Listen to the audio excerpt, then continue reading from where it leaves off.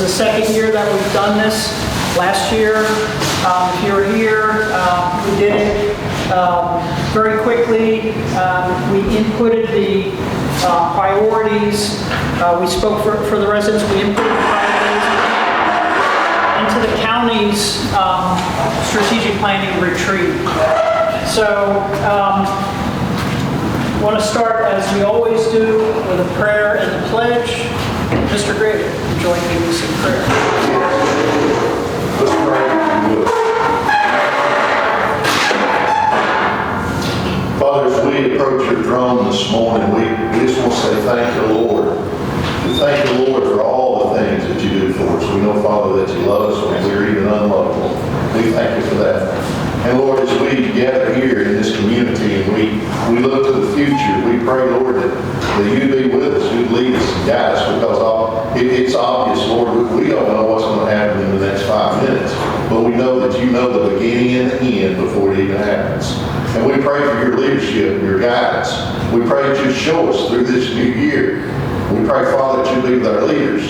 We pray, Father, that you be with each one of our commissioners. We pray that you be with all the leaders of this county. We pray, Lord, that we'd all strive to take this county forward and make it a better place to live. We just want to thank you for all that you do and all that you have left to do, because we prayed it in the blessed name of Jesus. Amen. Amen.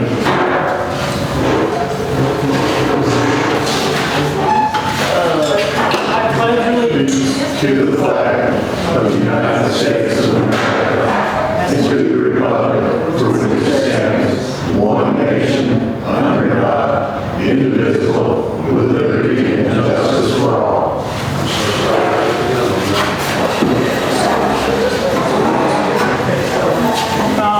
Did everybody get a vision?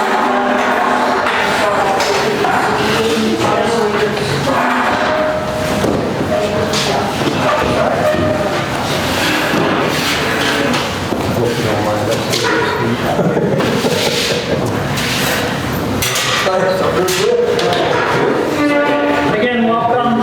Just a couple of administrative notes. Bathroom is here for people that haven't been here before.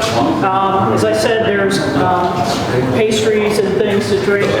Feel free to get up and run. Don't wait for the break. We're going to try to have one, we're going to try to have one formal break. And then, if you got to go, you got to go. Just please get up. If you want to get a cup of coffee, please feel free to do that. This is a District 1 focus meeting, which means it's your turn. It's really for you. It's for our residents up here in Lewis Chapel, District 1, to interact, and it will be interactive. We have spent many hours preparing for this, looking at what we did last year, and then trying to structure this so we have a much more efficient approach this year. And you'll see as we move through it. We're always open to, if you think this can be improved, please let us know. For others that are not part of this district, you're obviously welcome to be here. The priority will be for the residents. And also I want to say we have community leaders here. You have elected officials. You have people that are running for election. You have community leaders, the community center board members. Some of the members are here. So again, this is not for campaigning. This is a community planning meeting. Okay, I wanted to start out with an intro to the facilitators. Myself and Mr. Whistler will be co-facilitating this morning. I just wanted to just brief description of what a facilitation is. It's really the process of guiding a group to work together more effectively, helping them to achieve their goals through structured discussion and activities. I know many of you know that. People not familiar with this process, I don't intend to insult your intelligence, but I thought we'd start out with what the definition of a facilitated session is, and then what our roles as co-facilitators are. Facilitator encourages participation, fosters collaboration, ensures that all voices are heard, making the group work easier and more productive. The end goal is really moving this community together, united, towards achieving the vision. So at this point, I'd like to turn it over to Mr. Whistler. But thank you all for showing up. And as we get into this, you'll understand, I think, a little more of the importance of the fact that you did show up, because it's going to be critical. I'm facilitating because of my background more than anything. I spent about 25 years doing environmental planning, EIRs for large development projects. I was part of the Transportation Planning Department for the Portland Regional elected government. I worked in a very small city doing similar kind of community building activity for them as well. So about 25 years of planning experience all told. As a personal story that kind of leads in, as you'll see later as well. About a year ago, I wasn't at this planning meeting because I was flat on my back from back surgery. And so I couldn't show up. But there were some things that kind of seem similar to that process and what it's been like working with the county. Not just the pain, but the sense of how hard it is to engage in a process like that of trying to rehabilitate. It was difficult, and it's still difficult. I couldn't walk 3 months ago, and now I can, although my foot doesn't work. So there's progress, but there's been cost and loss. And it's been similar in my experience with the county this last year. We've had some wins. And we've had wins because people showed up, because we've had a responsible set of commissioners advocating for a set of values and goals that were formed by a planning process that this community engaged in because they showed up. And that's going to continue to be critical if this county, if this district wants its position in this county to be respected, to be entitled to its share of the resources that are available, and to try and rehabilitate what is, I think, deeply broken within the county politics. So that's sort of the metaphor that I work with, is rehabilitation and the difficulties of doing that. If you don't show up, the one thing that's certain is nothing's going to change. If you don't advocate for yourself and your interests and those of your neighbors and your community, it won't change. If you do show up, we've got clear, hard evidence that change can happen. So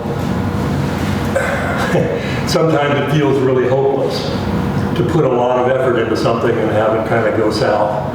But as we'll see when we get into the progress that's been made in this year, it's been actually fairly substantial. Despite some of the wins being partial, despite some of the effort leading to losses, still there's been gain that's significant and important. Last year there was a meeting like this. A lot of people spent time coming up with a vision for how this district wants to progress, how it wants to integrate with the county. Unavoidably, the interests of this district kind of want to bleed into the county, help it all move along in a similar way. And they came up with a vision statement that a lot of you have in front of you. And just to say it, to enhance and continue to improve physical and social infrastructure, so Lewis Capital remains a great place to live, to work and play today for our children and grandchildren, while preserving our heritage and rural life. There's a lot in that. It's kind of hard to unpack. It takes a lot of time because it took a lot of time to come up with that vision. But within it are buried a number of values, and that got talked about a lot a year ago. And it remains the focus, both that vision and the values that have guided our representatives within the commission. And so to talk about those, values are a little tricky in my experience, particularly regarding government, because values are personal. They're not given to us by government. We hope they guide government. But government is really not about personal, it's about communal. And so there's a tension frequently between the goals of government and what individuals might want. And so it's hard to reconcile sometimes personal values and why it's not more of a focus within government activity, because in a way it works across purpose. And recognizing that to reduce some of the frustration about not seeing it happen as you might like, because government's focus really tends to be on common interests, not personal, or at least it should. It's a little twisted here sometimes. So last year we came up with family, community, safety, You missed security. one. You skipped one. Very important. Yeah. Freedom. I actually reorganized. Okay, just making sure. That was very important. They're not priority orders. Okay, sorry. Yeah, but very good point. You have the freedom to say that. Safety, security, self-reliance, resilience, freedom, and heritage. And I moved freedom because that's a tricky one. One of the ones that's kind of most difficult to reconcile with government, because government is very often about restricting freedoms for the common interest. And so it's a difficult one. And it also interacts with community, security, safety, all of those other values have a tension with freedom. And so people can talk about a desire for freedom, and they're very clear what they mean at the time of saying it. But sometimes they don't get the ricochet that happens. They want their freedom, but they want their security. They don't want government intrusion, but they want the criminals off the streets. And so be aware of that as we go through this, the way, again, what one's values might be relative to what one expects from government. Sometimes there's a tension there. Heritage is probably the trickiest one of all. I spent a lot of time thinking about heritage. And first, I think it's not heritage, it's Appalachian heritage. It's very peculiar to this region, to many regions, to any rural community, be it here or in the north or the west. There's heritage everywhere within especially rural and older communities. And it occurs to me that heritage might best be considered the way that all of the generations preceding in this region have managed all of the other values. Our heritage is really about how we've approached securing all of those other values of resilience and safety and security and community, because it's uniquely Appalachian, as it is uniquely Northeastern, as it's uniquely Southwestern. And so heritage is very important in this region, and it's the relational, social relations that have been developed to secure all of those other values, I think, is what is meant when people say we want to protect and respect our heritage. I may be wrong completely, but it's another one of those really big, important things that is really hard to pin down. And it's not clear when one person says it that the other person is hearing the same thing. So I'm totally open to guidance on this and how it's going to interact with setting of goals and what we expect from county government. But consider that in terms of what was discussed last year as important. It was there, and it's tricky. Freedom, to go into it a bit more. Again, property rights. Government, if anything, in county government, has a lot to do with that. I think everyone in this district, most everyone I've talked with, is quite happy with the lack of zoning. Get your septic square, get your electric done, and you're good to go. But in the last 5 years, 10 years, the size of the parcels around here are getting smaller and smaller. Lot sizes are getting smaller and smaller. Many parts of this district are looking less rural and more suburban. Freedom is always easiest to enjoy when you're furthest away from anyone else. And the closer you get together, the harder it is to say, that man's right to use his property is unrestricted, because increasingly what they do with their property begins interacting with what you can do with yours. And that's a tension that's developing in this district and in this region more and more as population comes here. And so that sits there.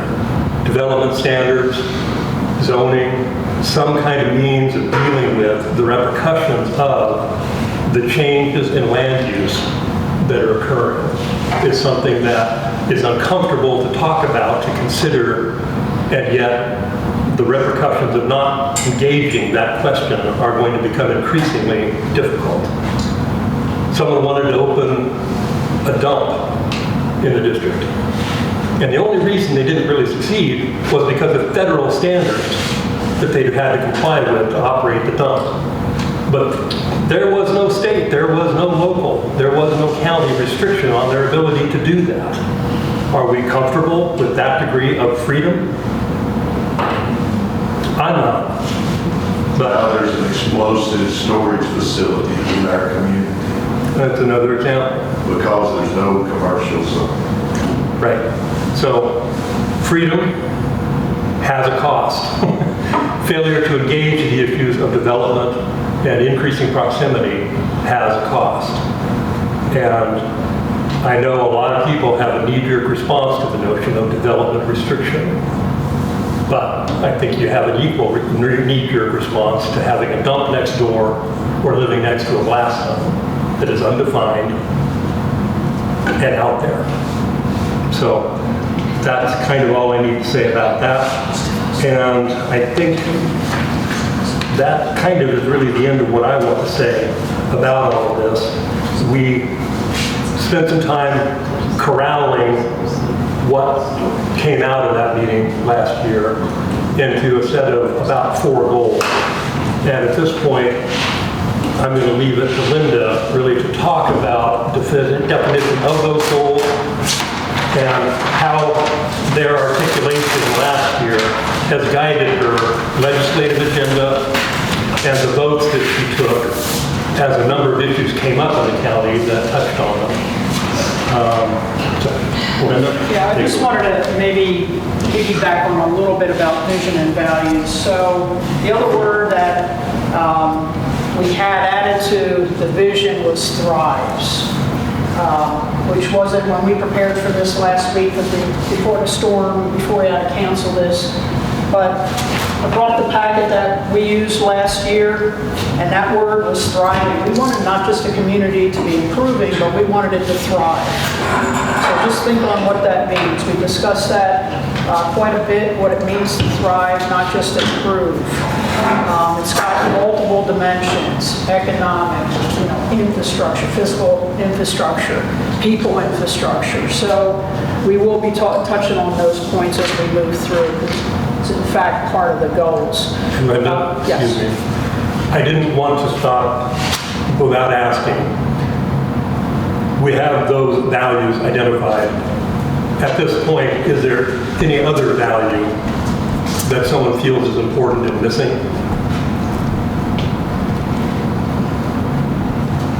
Okay. Maybe you could put privacy next to safety.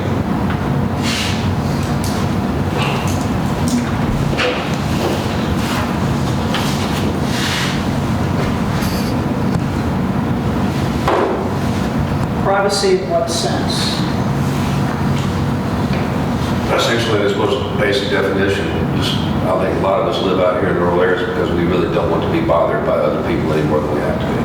I imagine there's some people who hesitate to put their email down there on that sheet because they're afraid they're going to be contacted by somebody they don't want to be contacted by. A don't call list, I guess, to a large degree. And obviously, potential trespassing on property, things of that nature. It's a small thing. Just do it. Important. Okay, How about police presence for safety purposes? Are you comfortable with that? Sure. Of course. all right. And I don't have one to add, but can I give a little bit of a definition of the heritage of Lewis Child? Especially for you folks that are just moving into our community. There's families out here that's been here for centuries. I know Chester, his family's been here a long time. I know Travis, his family's been here a long time. My wife's family have been here for multiple years. I've been here over a half a century. This mountain went from, you could take a sleeping bag after 9 o'clock and sleep in the middle of the road the rest of the night, and there wouldn't be anybody come over and run over you. It went from Steele's. We got a legal moonshine maker right here, but I'm talking about, I remember the time myself, you better be careful going around these gulfs around here. There wasn't any police out here. If there was a problem, it got solved here on the mountain. I remember multiple shootings on this mountain. This mountain has always had the heritage, I guess you could say, of self-existence. The roads were terrible. We had no ambulance service. We didn't want the police department because we handled our differences ourselves. Sometimes in a very distinct way. Sometimes it had lasting impacts.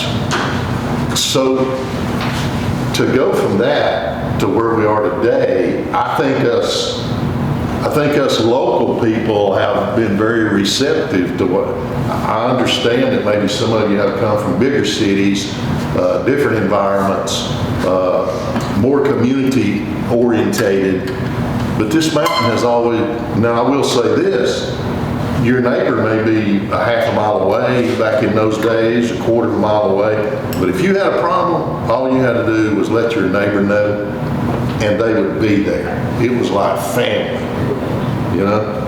And that's one thing, our community, I mean, I see people's faces in here now that I don't recognize. I plan on knowing them very soon because I try to get familiar with the new people that's moving into our community. But you got to understand where we're coming from within the last 50 years till today. It's been a culture shock, to say the least. That is Lewis Chapel heritage. If you guys have anything else to add. Let me add to that too. I go back to the horse and wagon days that we hauled lumber to build this church over here on Road.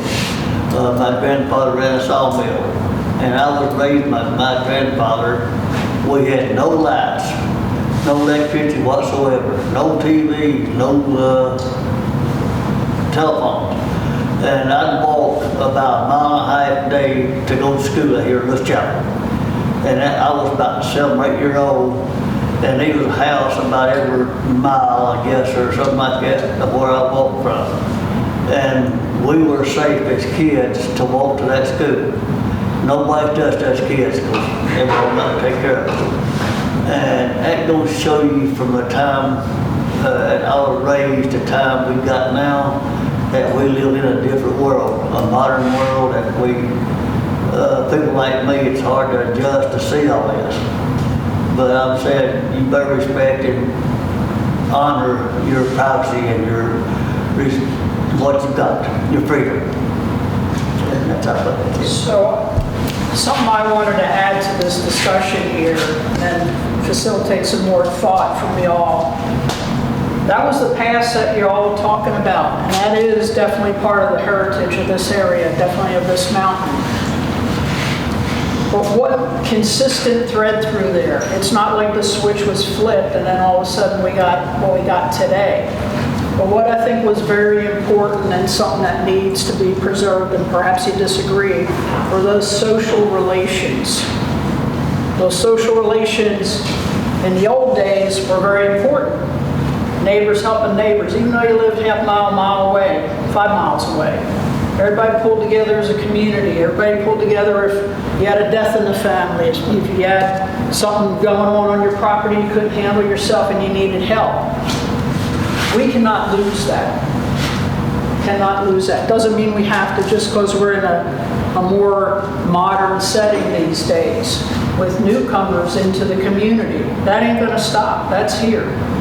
It continues. Does anybody want to take that thread and say anything in addition to that? Well, I'd like to say one thing, I hear quite often that these people are not from here. Now, this is not the way we run our country or our county or even our community. Let's all work together as one and treat these people like neighbors and friends, and let's see where we can get to. Don't condemn anybody before you get to the story. Let's see what we got before we start condemning somebody. We need to stop that right now. There's something I'd like to say very clearly as a newcomer. Those generational social relations are critical, are obvious to the people who've been here and raised in it, and are completely opaque to the people that come here. And the resentment of us stomping all over it in our ignorance is understandable. The irony being that it's sort of that deep connection that draws us here, even as we essentially disrespect it in our ignorance. But in order to preserve that element of this heritage, it's going to be important to create processes where you can engage with it. The community center, I think, is a very critical event in this district's progression. Without some place where it can come together, there isn't going to be able to transmit the knowledge of those relations. There's not going to be an open environment to join with it. And there's not going to be a way to update it with what's coming if there isn't a place and the opportunity and the welcome to have it occur. And I think, as we'll find, this community center is at the crux of how this district can choose to model itself and progress, or failing that kind of investment, to pull back, to be insular, to be resistant, to be negative. I get that newcomers are ignorant of things very important, but we also come with a lot of opportunity and investment. It's an enrichment, but it's change, and that's always difficult. So, thank you. So one additional thing that I'd like to mention about so heritage sounds like it's really very foundational to this community. It's not just one of the values, it's foundational value. With all those other values that we discussed, those are all positive, things that we can think of many examples of how that plays out day to day, but there's also a dark side of those values. This is something that we need to be aware of it, but then work to make sure that we don't get caught up on the dark side, because it will absolutely unravel everything we have moving forward. Dark side things, inertia. I don't want to get involved. Suspicion without even engagement. It really builds on what Terry just said. Without that engagement, you don't learn about other people. You don't learn about maybe what they bring to the community. You don't have the opportunity to educate them into the heritage here and draw them into the family up here on the mountain. Because we are a family. Apathy and discrimination, touching on what Chester said, you're not from around here. Okay, that's discrimination. That's plain what that is. And you're devaluing those perspectives of those people who can bring enrichment to this community. But that ain't gonna happen unless they're brought into the family. Southern hospitality, what happened to it? Is it still here? Something to think about. And I'd like to add one more thing on that. Something I found interesting missing from the values list, or maybe I should say not included, because I don't know that it's missing. I think it's not included, which is respect for law. Because I think the heritage of the Appalachians didn't necessarily have a lot of respect for law, because a lot of the law didn't have a lot of respect for the people. It was there to protect the coal mines. It was there to protect money interest, it was there to protect TVA, but a lot of the law didn't really help the people that were struggling. And I am amazed at the casual acceptance of lawlessness in this commission. Elected officials publicly declaring, I don't like this law, so I don't care that we're not following it. Linda's biggest attacks are when she says, if our county's going to give money to charitable organizations, is it too much to ask that they have their IRS documentation in order to say that they are charitable organizations? The ones that most rake and create pushback are those that hold for accountability and transparency in this commission. If you want them to get uptight and pissed off at you, talk about accountability and transparency. And the general acceptance that they're not going to is very disturbing. And I think it comes from heritage, because you took care of things. And it's expected that there's going to be corruption. And you just kind of put up with it because it can be dangerous dealing with it. And it's certainly uncomfortable. So I find it interesting the values here didn't ever mention respect for law. I can tell you from where I come from, that isn't the case. Can I digress for 1 second back to what we're just saying? It'll kill me if I don't say it. I don't mean to pipe up. I won't do it that often, but I'm kind of in a go-between between you and you. I'll be here 12 years this summer, and my family comes from a little town down in West Georgia, right on the Alabama line. Down there, they say you're not local until you go to two funerals and a wedding, right?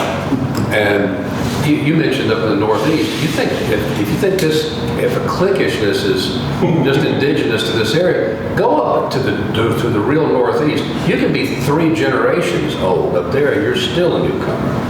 So it's just kind of a natural fallback position for people to be like that. But I understand. I feel like my roots here go all the way back to the mid-'80s when I started hang gliding up here. I feel like I go back that far. I walk the trails. But in the time that I've lived here, I already feel very much more akin to the old-timer than I do the newcomers. And I'm somewhat resentful of the idea of a bunch of people going into Window Rock and putting up McMansions. It bothers me, but so far, everybody who I've met up here who is new, once I got to know them, I've liked all of them, with no exception, with zero exception. I think I think we've already touched on it. Where I come from, there's a phrase, contempt prior to investigation. and I think sometimes we can all be guilty of that. It irritates me more when somebody comes in and builds something and doesn't take part, as opposed to when they want to try to take part. I would much rather see the latter. Thank you. I'm 150 agreeing with what you said. Before we get off that too, Mr. Shell, Mr. Gravitt said something on it, and I hear this way too much. We've got the old-time families here and the newcomers. We need to quit referring to that, because even as long as my family's been here and Chester's family's been here, we both got a lot of Indian in us just because how long we've been here. It's not about being new or old. Some of that sentiment's going to have to be lost, because there's a lot of good people, and if anybody's got a finger to blame, it would be the original people here, because we sold off parcels of land. My family had land patent tracts out of Sparta, Tennessee at 5,000 acres apiece. There's no 5,000 acre tracts left on this mountain. I get during hard times they had to split it off, but we wouldn't be the community we are today if that didn't happen. I know we don't want things to happen. I got a lot of rebuttal whenever I started the distillery, but things have got to progress, and I just get tired of hearing everybody say, well, just because they're new here, or they're from California, or from New Jersey, or wherever they're from. It takes all of us to make it go round. And without that, we would still be in the wild, wild west. Thank you. Okay, is there anything else before we move into the goals? So this is going to be a significant part of the next probably half hour. Yes, ma'am. Just one question I've been wondering, and I checked my email, I checked my text. Is this the Lewis Chapel Community Association meeting? Is that the we? Or who is this group, the we, that we're meeting here?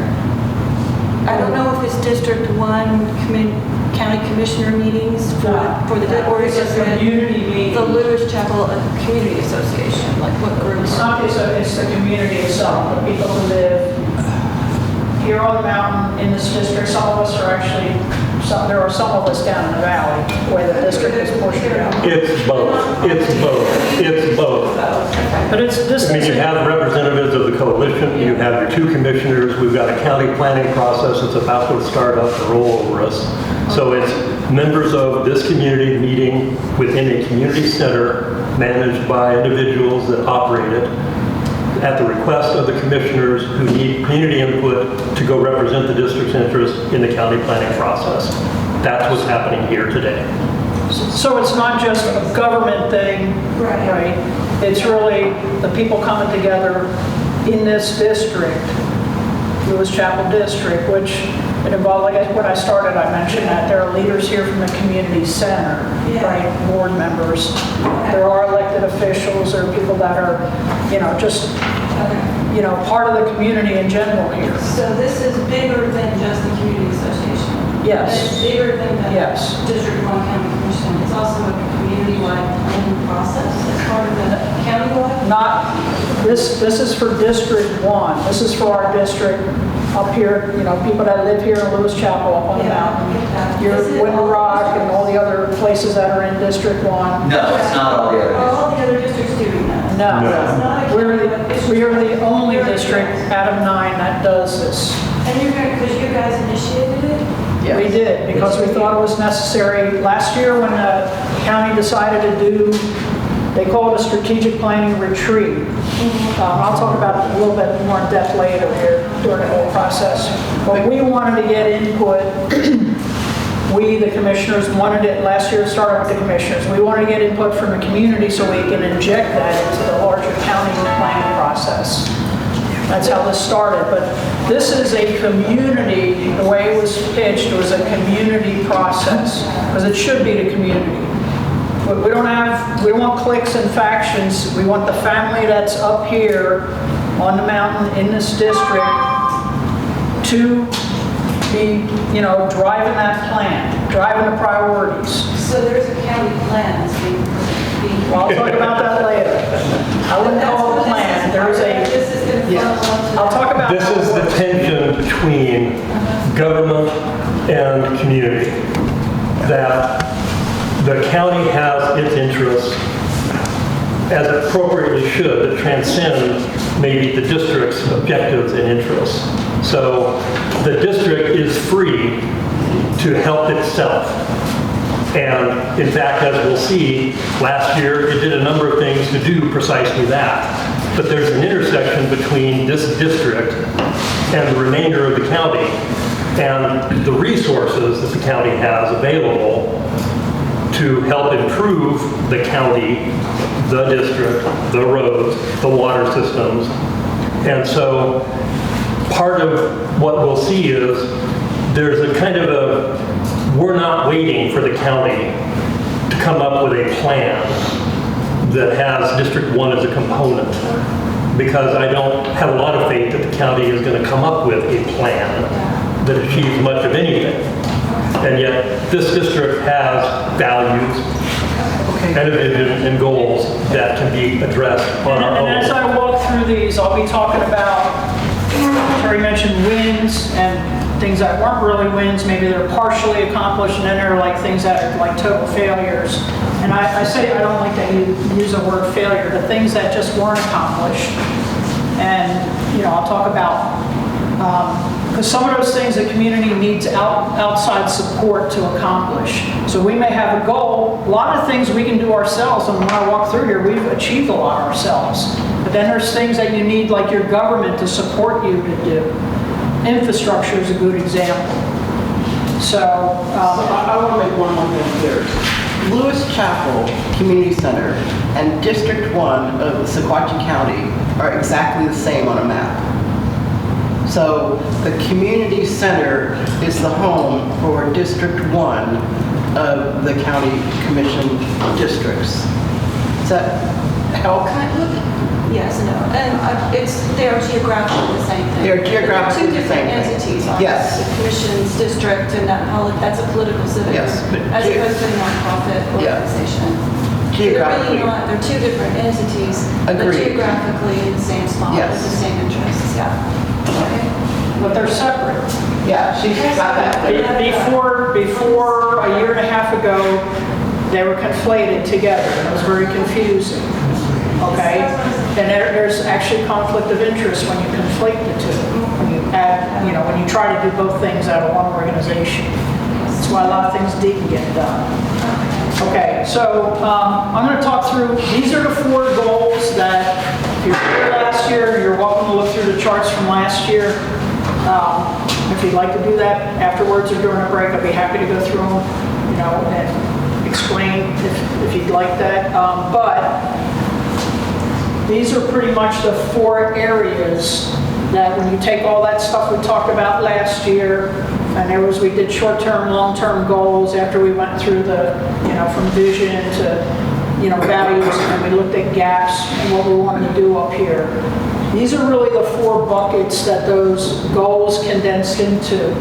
So as far as strengthen community, this really ties back to our values of rural life, family, heritage, but also infrastructure, right?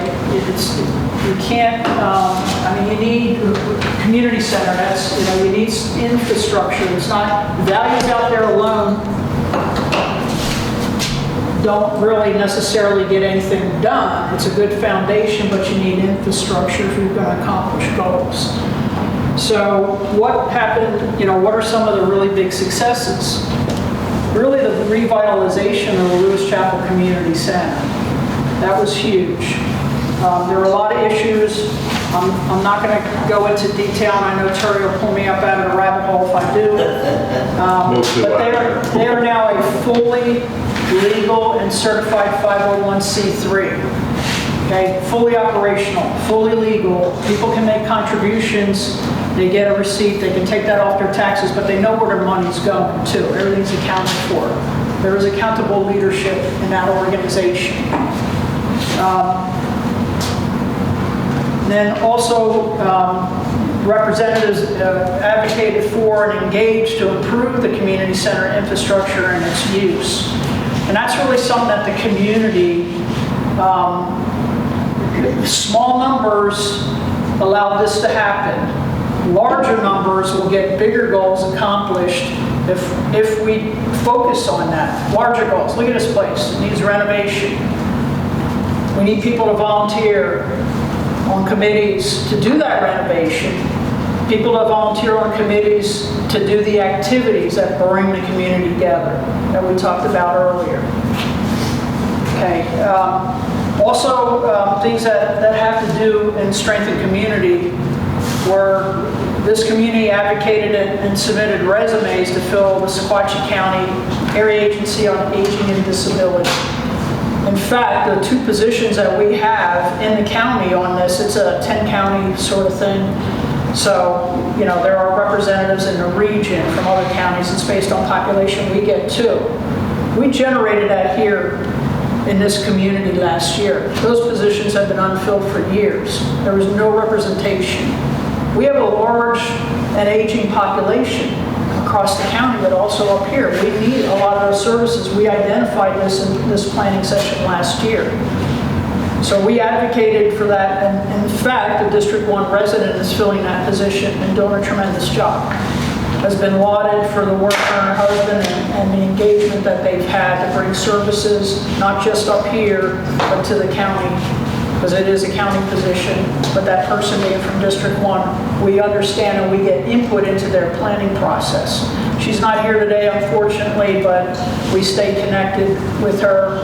There are a lot of things. The mobile mock was one thing. It's a mobile medical unit that brings services at no cost to our residents and residents of the county. we advocated for that, and maybe down the road, we wanted to get that service up here on the mountain, because as you know, a lot of people either can't get off the mountain, or it's hard for them to get down to the senior center where the mobile mock stops once a month, or they just don't go down there. They'd rather just have the service up here. So the other thing that this, that was a big initiative, and it's produced, I think, tremendous impact in the community, was to advocate for opioid use and misuse initiative. It's an initiative in the county. It was actually required.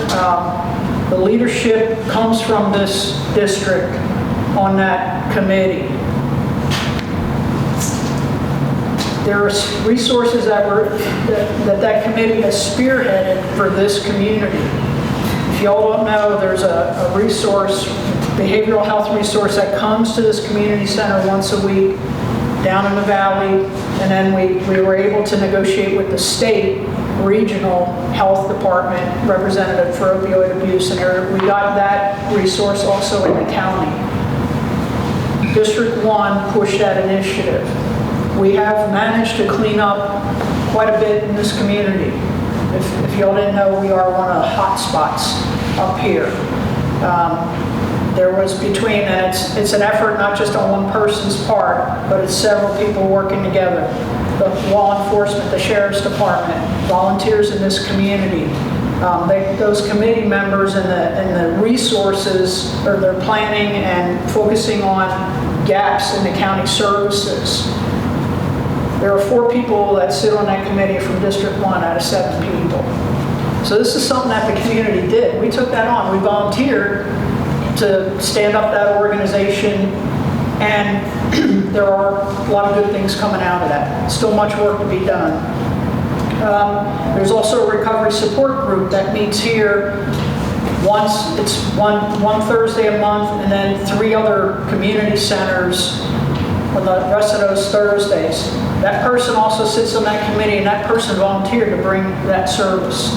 It's a recovery group. It's called Overcoming Addiction Together. It's like Alcoholics Anonymous, except for people that have had addiction in their past, drug addiction.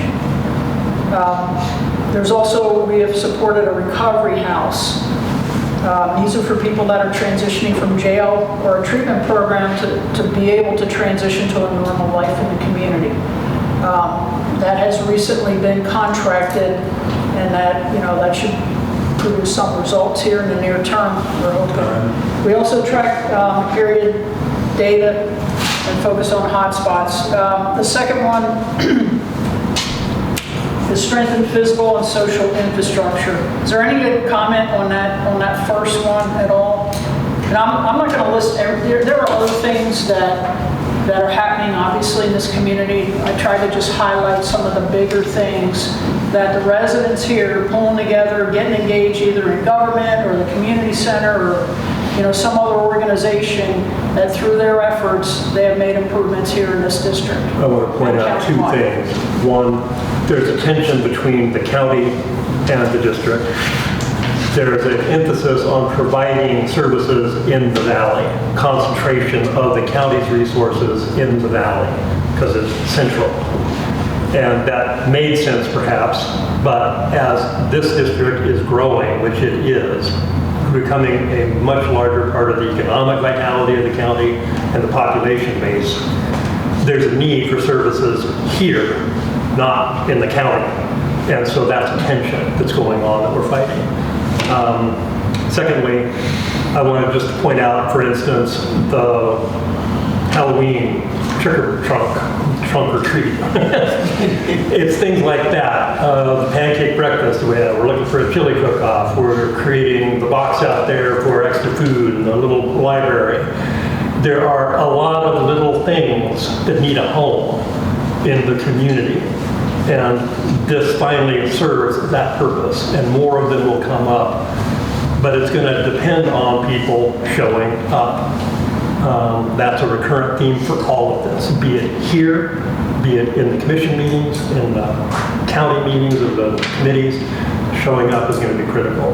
Enough on that. Okay, so, and That's actually in another kind of overlaps in here. That one, like you just mentioned with the community centers in there, but it is part of that strength and community also. Some of these kind of bleed over into these other goal areas.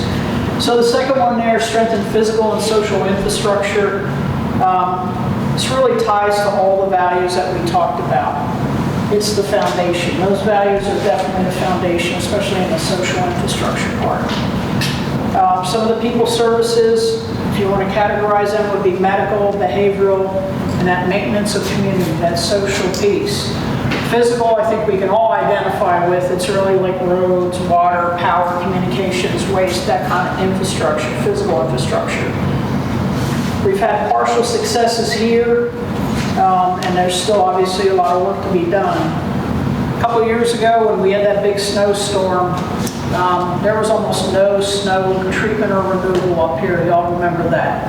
So that was something that we undertook. Actually, a resident here proposed a solution to that problem. That why can't the county take and block off, some resource, some money that would allow the highway department either to contract for extra equipment. Some of these storms just don't pop up overnight. We see them coming just like we did the recent one. So there's time to put things in place that, there's emergency snow removal service. So that was achieved from a resident that had the idea and it was taken through the commission and approved. And think about the difference of last year, or 2 years ago, been here too long, and this year. I mean, the roads were passable. The worst parts of our road were passable, and it was, yay. Now, what I want to talk about is what the failure, though, of that initiative is. So, the way that money, it's in the general fund until there's a declaration of emergency. So in the county, then that money can be moved to the road department to turn on all those additional services. This last snowstorm, that didn't happen. So there's still work to be done there. Governor Lee declared the state of emergency well before that storm. Why didn't the county? Maybe, and there could be factors there, but it's something that we need to follow up on. That word follow up is very important. We can put these things all over and say, we won there, or, this one's not, but we need to follow up until it's completely done, in place, and it's working. Or if we see an improvement that needs to happen, we need to follow up. That word is very important. It takes a lot of effort. We also had part of that, what Terry was talking about, we do have now dedicated equipment to this mountain. All the mountains do. The highway department has, I think it's 8 pieces of snow removal equipment and treatment. They purchased some new ones here since, this became an issue a couple years ago. So, we see the results of that. They're obvious in this last snowstorm. We also advocated for improved water service reliability. So when they installed that new water line last year, it was pitched as that would improve our service up here. And what it really actually did is it didn't necessarily. They did a couple cross cuts so they're able to isolate the system when we have a big leak. They did fix that big main break down the road here too. But there's still a lot that needs to be done. There's a lot of water infrastructure, as you all know. If you're building a house, the way it works is if you're not near that water line or can't pay for that extension, it probably isn't going to happen. You have to dig a well. So what happens is we continue to add, housing infrastructure up here. That goes back to, that tension between government and, freedom, right? So I'm just mentioning that. I'm not going to go into detail on that. We talk about that at every town hall, it seems. We did track that water line installation, although we didn't know it was coming. There's an issue there with the government being transparent, with the people being involved in the planning of those infrastructure improvements. So the community has a say. Right now, I just appeared. As you all know, when they started dropping pipe in the ditches before they started digging, which created a problem for the road infrastructure. Huge problem. Damage of roads. Lewis Chapel Road, here along Henson Gap, these are our main roads. So there's still some issues there. The failure, I think, is really not having the transparency in the government to know, where and how we can engage in that process. Continued, also another thing that was part of probably more of the people infrastructure as well as the physical infrastructure was the continued emergency room services.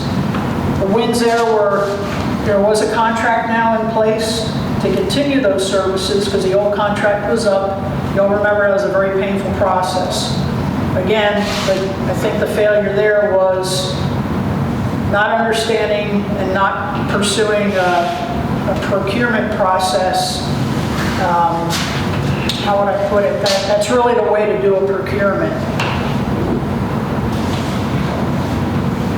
This district did participate in that procurement, made some suggestions. They weren't necessarily incorporated into that process. So still a lot of work to be done there. I would keep my eye on the process that we have underway now with the contract that's up for the ambulance service. It's another big RFP.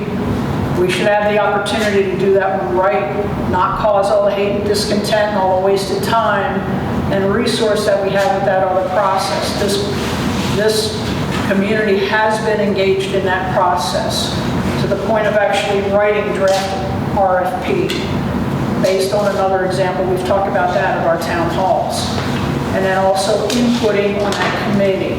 And then again, this is something that we all got to monitor because we all know with the hospital, we had two competitors. The one that was chosen, we wound up with half the fair market value in rent. We wound up with no additional medical services, even though they're pretty much overloaded down there with what we have. No extra beds, no additional doctors providing primary care or any of that kind of stuff that we need. So, And responsibility almost entirely for aging infrastructure that would have been managed by a different contractor.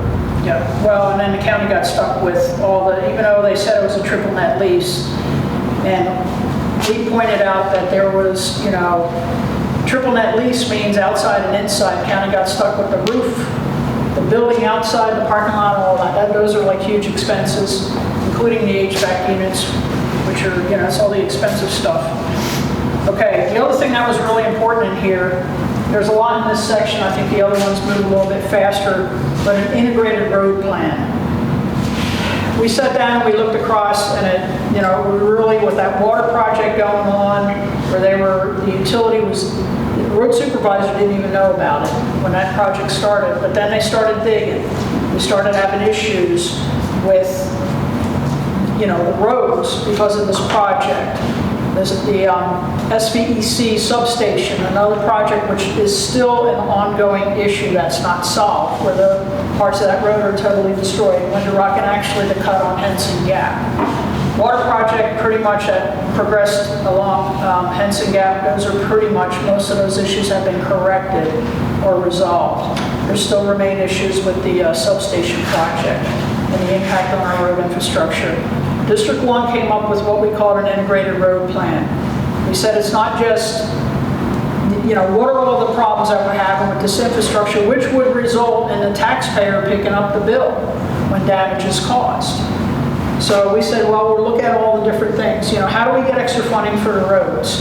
How do we get priority on anything that the road supervisor got? What roads is he going to work on? How do we input into that? Any type of maintenance projects, and then damage prevention and mitigation. So we initiated here in this district what was called a road right-of-way resolution.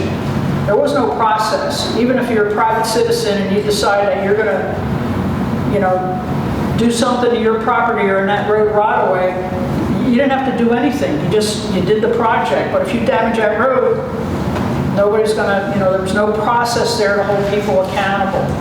So we initiated that, and that was in fact passed. We have an integrated right-of-way plan now in the county, which the road supervisor, if you're doing any work, and this is primarily for the utilities because they're the ones that have the propensity to do the most damage. They have to go to the road supervisor fill out a form, that sort of thing. And then, the road supervisor makes sure that the job's done correctly, or now the county can, go after either the utility or that private landowner to make restitution or whatever damage they created. Mineral severance tax. Y'all for years had the call tax here, which got a lot of roads done. There was a lot of money. And when that went away, nobody really pursued, and a lot of neighboring counties had mineral severance tax, which that goes directly to the highway department for the road infrastructure. We initiated that here in this district.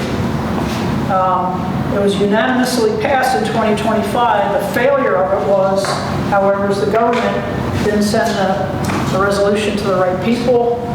We lost a year's worth of revenue. That's a substantial amount of money. It's about $70,000 for one road to go ahead and resurface one road. That's about what the cost is of our highway department. That's the most recent figure I heard. So we probably could have gotten 2 or more miles of road done in addition. Yes, ma'am. Which government didn't send it in? Which government didn't send it in? The county mayor. County? Our county government. Our county. Yes. All right, so after much follow-up with citizens here as well as, your elected officials, this last commission meeting, there's a law, the law was amended this past summer. So instead of 15 cents being a maximum, we can collect 20 cents, and that was recently passed, and that increases over time to 30 cents. That was just recently passed at the last commission meeting. But without that engagement and follow-up, it wouldn't have happened. We would have still been saying we lost the revenue, the resolution was just sitting. So again. And I'd like to emphasize that your commissioner asked as early as April, what's the status of severance tax? Because it was passed in January, it takes about 2 or 3 months to. And every 2 months thereafter, what's the status? What's the status? And come to find, well, the status is we lost an entire year of income. Could you explain what the 20 cents is for maybe some folks that's not here, Sure. that hadn't been here involved? For every mineral that's dug out of the ground, it's 20, but it was 15, but now it's 20 cents per ton. That tax is collected by the extractors. These are, we have the sand pit here, we have the stone quarry here down the valley, you know where all the quarries are. It includes personal, kind of family quarries, things that aren't big commercial businesses. But they collect that 20 cents per ton, that gets sent to the state. State takes a little admin fee and sends back the money directly to the highway department for their use. That's the way that works. It's a lot of money for, such a small county like this. And fun fact, that sand is high quality sand, silica. Well, and one thing to remember is those trucks are destroying our roads, okay? Because y'all know those of you who live and use this little piece of road here, or Travis, where you're at, you see them all the time. Chester at the dump, you see those trucks. Most of that is going out of the county. That high-grade silica sand is used in things like microchips and things like that. Some of it's even going out of state. And out of state, exactly. Saudi Arabia. Okay, so, there's no reason not, whatever you're hearing from people that were against that, that said it would tax the locals, and most of that stuff is being hauled out of this county, almost all of it. Yes, we would have to pay a couple dollars a load if you're using that quarry stone, but yes. So did that money go to the county's general fund or did it go to the state? It didn't go to anywhere because It was never collected. It was never collected because the paperwork through gross mismanagement is what I'll put on it, is it didn't get to where it was supposed to go. And nobody followed up. forgive me for getting you to restate something you already did. Where does, I'll use the word blame, where does that blame fall mostly for that gross mismanagement? Who didn't collect the money? County executive is supposed to route the paperwork and ensure, Okay, I heard you say that. once we pass the resolution, then it goes to the clerk and the county executive, but the county executive has the overall responsibility. Sorry to make you repeat it. That's That's all right. It's Nate's Vegas. So the other things I got done very quickly as far as road infrastructure, we did get road work done up here.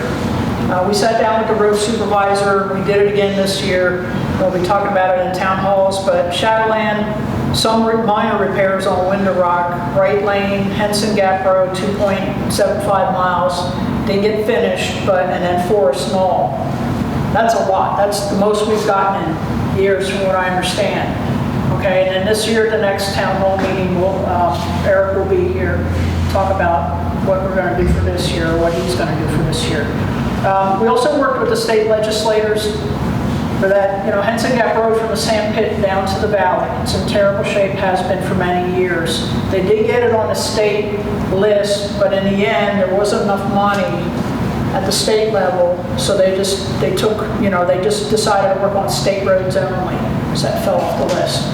Remember, we had a hurricane too. A lot of the state funds went to cover that hurricane too. So, there were reasons. It wasn't like because we hate Sequatchie County or we don't want to do the work. There were other competing priorities where the budget had to be applied. Okay, so the other thing that we fought real hard, you all know that only Northwest Utility District is our water provider. We're the only district in this county that has one provider, and it's Northwest. There's no other. There's 814 customers up here. We submitted 3 resumes last year trying to get a board position because, we're not represented whatsoever on that board. 2 of the resumes submitted this year. We did not get any approved last year. This year, there's one round. They're in the second round of going back and forth. It goes to the mayor of Hamilton County. But the other 2 counties they're not represented on the board. So we're still fighting that. Citizens are involved in that. Your elected officials are involved in that. And that's going to take continued effort and follow-up. We're not giving up on that one. Alternate source of power. Yes, we did get a substation. What that did is it pretty much cut the 13 miles distance from Brushy Creek Station, to up here. I guess it's 13 miles. Basically in half. And what happened in that line, that's the only line that feeds us up here on the mountain. There's one line that comes in up here. So by putting that substation in, you basically cut that distance in half. So if a tree falls between, you have a source of power. If the tree doesn't, fall in where this distribution is, then you're okay. But before we had all those, if you look at where those lines run, we had all kinds of, we'd lose power all the time. We'd lose power during the day. It was also a capacity issue for our growth up here, but I think that was probably a minor issue. We suggested an alternate source of power. It was submitted to TVA because we hit their integrated resource planning cycle last year. What happens to that? I don't know. We'll follow up, but it's in the process. At least we had the forethought to submit it in there and got it in there. Emergency communications, the tower, we did submit an issue paper on that. We need to continue to track that. This year, new solid waste containers. You remember how rotten those things were? They were a hazard to both the vehicles and the people working and using that recycling or the dump basically down the road. And there was a lot of effort that went into that. The commission approved it the year before, but then nothing showed up for a year. It took quite a bit of effort. Thank you, Chester. Took a village. and some other people and residents getting involved to get solid waste containers, compactor, and that opened in. Also, part of that issue is tracking surplus. There's a process of how we track surplus and get that money, for whatever that stuff sells. It still has value. That wasn't necessarily being, it's a little bit more visible now, but that takes constant effort. To make sure that we actually get, whether it's scrap value or whether or not that goes to auction, and whatever we still like, vehicles, all kinds of stuff. I already mentioned Alan, something that, as a non-elected official, I'd like to say that when our Commissioner Chester was pursuing why those containers had not been replaced, even though they'd been voted on by the Commission and approved, he was handed a receipt for purchasing the equipment that was handwritten when Chester contacted the company that presumably wrote this receipt turned out to be fraudulent. It was not produced by the company. It was produced by someone in our local county government, and they were lying to us for a year. Thank you. All right, so the other thing that's important in this infrastructure piece is the floodplain resolution that recently passed. We were engaged from the beginning, even though that's largely a FEMA template that the counties have to implement. There was language in there that we thought needed clarification. Like there was a planning commission in there that we don't have a planning commission, but it was written in there. We thought that was pretty dangerous since nobody voted that in, that language remained, because that kind of leaves opportunity for all kinds of mischief to happen. And it wasn't something that was officially voted on and in place. So we got the language clarified basically that group now is part of the floodplain zoning Board of Appeals instead of the way that was written. It sounds like really minor, but it wasn't to get that language. And that was active engagement by this community, talking to TEMA, that's the Tennessee, it's like the state version of FEMA. And, going through that process, talking to the county executive, talking to the assessor to make sure, and then actually writing that language and submitting it. It is in fact got incorporated. There was an extra public meeting, because they always seem to have these meetings when people are working. We said that, there's people got issues with this, and you got to have a session, an extra session after work. That was in fact added, and people showed up. Also, we had now that zoning board, they took the old planning commission that was in there. I think it was like 5 individuals are all valid people. People in the other districts. The mountain was not represented. We now have a representative added. We advocated for that and added. One of our citizens volunteered. We're just awaiting confirmation that actually happened. It's been in for a while. So any more on that number 2? There's a lot in that one.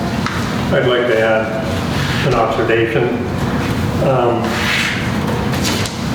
The successes that occurred, many of them partial, I believe, ultimately succeeded because just a very few citizens showed up to support our commissioners. And you stood up and gave your expertise on construction to talk about how obvious it is that Window Rock Road was damaged by over-full trucks turning on it out of that SVEC station. Without your presence, that specific point of argument couldn't have been resolved, and it was being used as an excuse for how this clearly couldn't have been the problem. So it's like, not only is it the community being there as a mass, pissed off people wanting something, it's expertise being provided that Linda didn't have, I didn't have, you did. And just 2 people, 2 citizens from this district showing up stopped that line of bullshit from rolling down the road any further and made them confront the fact that the damage at that intersection is attributable to that station. By God, hit them up to fix it. So showing up matters. All of this is going to require more people showing up. The more people that show up, the less the bullshit keeps rolling. And I got to keep hammering it. It's like everyone talk to them, it matters. Whatever the apathy, whatever the past, showing up, I have seen, makes a difference. And it's critical. Or the same crap is just going to keep happening. So let's move on to strengthening the economic base. This one's really important for us. Really one of the biggest issues is, we have a lot of businesses. When I was walking around a year and a half ago campaigning, when I was talking to people, I realized how many it's small business, but it's quite a lot that exists up here in this district. A lot of people don't know about it. You might know if you're next to your neighbor that has a small business, but there's quite a few. And I think, we need to do better here on supporting those existing businesses But part of that problem is we don't know who they are. There's no list, right? They're not usually the ones that sign up at the Chamber of Commerce. Because maybe for the size of their business, they just, for one reason or another, that's not practical for them to be part of the chamber. So there's got to be a way for us up here, just think about that. Maybe that's a community center issue. There could be a page on a community center site at no cost to the business to list them and what they do, so our citizens know up here. But more to the point also, it's a resource distribution issue. A lot of claim for county resource really has to do with, well, how much are you contributing to that resource? And since there's no real active accumulation of that information, the county's kind of free to say, well, you're just, up there on the mountain, you don't count for much. Well, we do count for quite a bit, actually. And so it's an argument. It's always politics of resource distribution. It's never dollar for dollar, but by God, enough dollars add up, you bet some of it comes back. So it's really critical information. Well, I know Travis doesn't want me to mention this, but we have the 4th largest distillery by revenue and volume and growing in the state.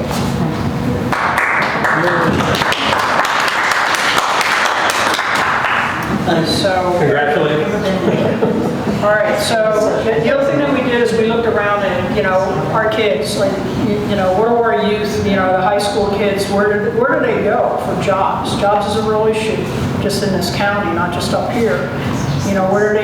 So they do have a pre-apprentice program here that we advocated for. We connected with them.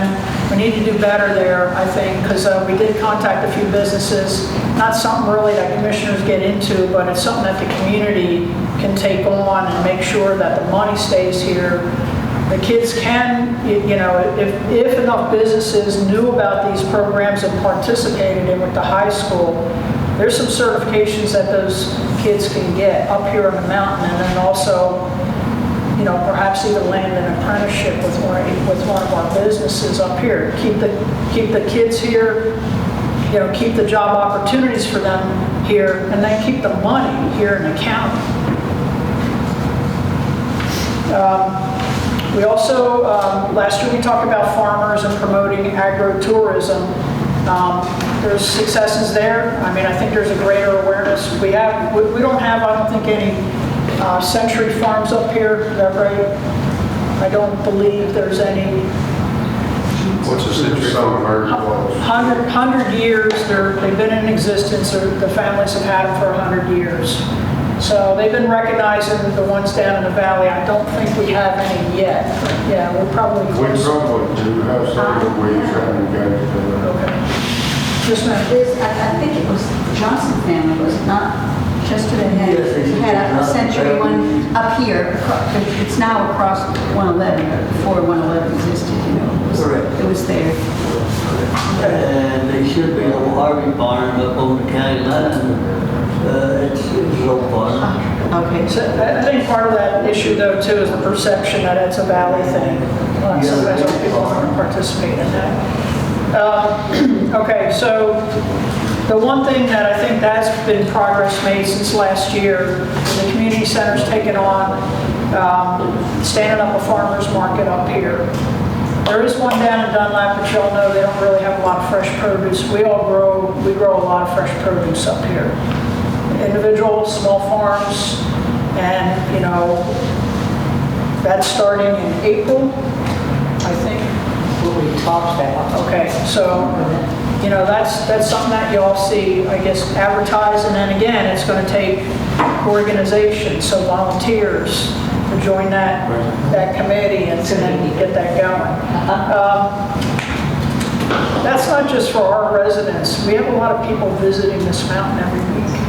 So, once that word gets out, we'll see, a lot more traction on So it. I'll step up and you mentioned, you brought me up, so I'm gonna put this, as far as other businesses capturing folks coming to the mountain, we're seeing on average 1,500 to 2,200 people per week now at the distillery. My goal for this year, by end of year, will be around 1,200 people per day. So we need to put the emphasis on, yes, we're capturing them there at the distillery, and that's 95% of the county's tourism being captured and beginning at the distillery. We have a lot of other resources here in the community that they need to be pointed towards, and we try our best to send them up to the hang gliding bluff and places we know it's open, but it's definitely an opportunity for the whole community to, reap some of the reward from that. So think about these things and what the needs are, because we're going to wind up with identifying priorities at the end of this session. Yes, ma'am. I just wanted to tag into something that the gentleman said about the hang gliding and the Tennessee tree toppers. We have been a member of this community. We have our 50th anniversary coming up next year. So we've been here for 50 years. There's 3 of us in this room that have been here that were from somewhere else for 40 years. We've been a member of this community, even though we haven't all lived here that long, but we've been part of that. And the tree toppers, I remember hosting events here in the 80s and the 90s. Pickle spits. I mean, who would have thought? But we are not a business. We're a 501c3 corporation, but we attract people from all over the world to come here. And so that's been part of bringing Tennessee. You're my next bullet. Oh, okay. How many people come grow tree toppers in a year? In any given year, we have right around 300 permanent members. Well, not permanent. Paid members. And then we have guests coming from all over the world. Probably 200 to 300 anyway. Well, wait a minute, what about that bike ride thing? How many people come on that? Oh, Oh, Cycle Sequatchie. Sure. shoot. The answer really is they don't know. That's an organization from a herd of cats. But yeah, you've got the, I know there's a little tension there, there's a little wall between them, but the flying camp up there also is doing extremely well. The school up there does well. There's a bunch of people. You go up there, just take a day off on a day like today, maybe a little warmer, just go up there and sit on that park bench and see how many people come up and just take their pictures. A new bride getting her pictures made up against the backdrop of the ramp up there. It's pretty amazing. It really is. So one thing to consider, okay, so you guys did on my next bullet here on that. That was advocate, promote ecotourism, tree toppers, hang gliders, paragliders, all kinds of things. Park, last year we mentioned the park. There is acreage up there on Winter Rock that the state owns that nothing, people go hunt on it, ride their ATVs, but we didn't do anything with that in the last year. It's still sitting there as an opportunity to develop into I did not know the state owned it. Yeah, where is it? Tennessee Wildlife Resources Agency, actually. Yeah. right. Okay. Yes, ma'am. Can I talk tension though? Because for the last 3-4 years, we've heard complaints up and down the road about all these trucks going up and down, and more people have come into the neighborhood, and more people are running around and riding around and doing stuff, and we don't know who they are or what they are. So you've got this, You're talking rock hopper trucks. all kinds of people. We're talking about building giant houses way the heck out there. We've got the trucks rolling back and forth, and that road's not built for that. Right. So the more people that come in and do ecotourism up that long, winding, non-functional road where it's been getting skinnier since I've been Right, here. so save that thought, because that was, So those, you've got this right, tension. when we get to the what's needed, what the priorities But are. we don't have an infrastructure to Right. support, nor do the neighbors. I don't feel like living on that road that I want to see tons more people running up and down the road, ecotourism.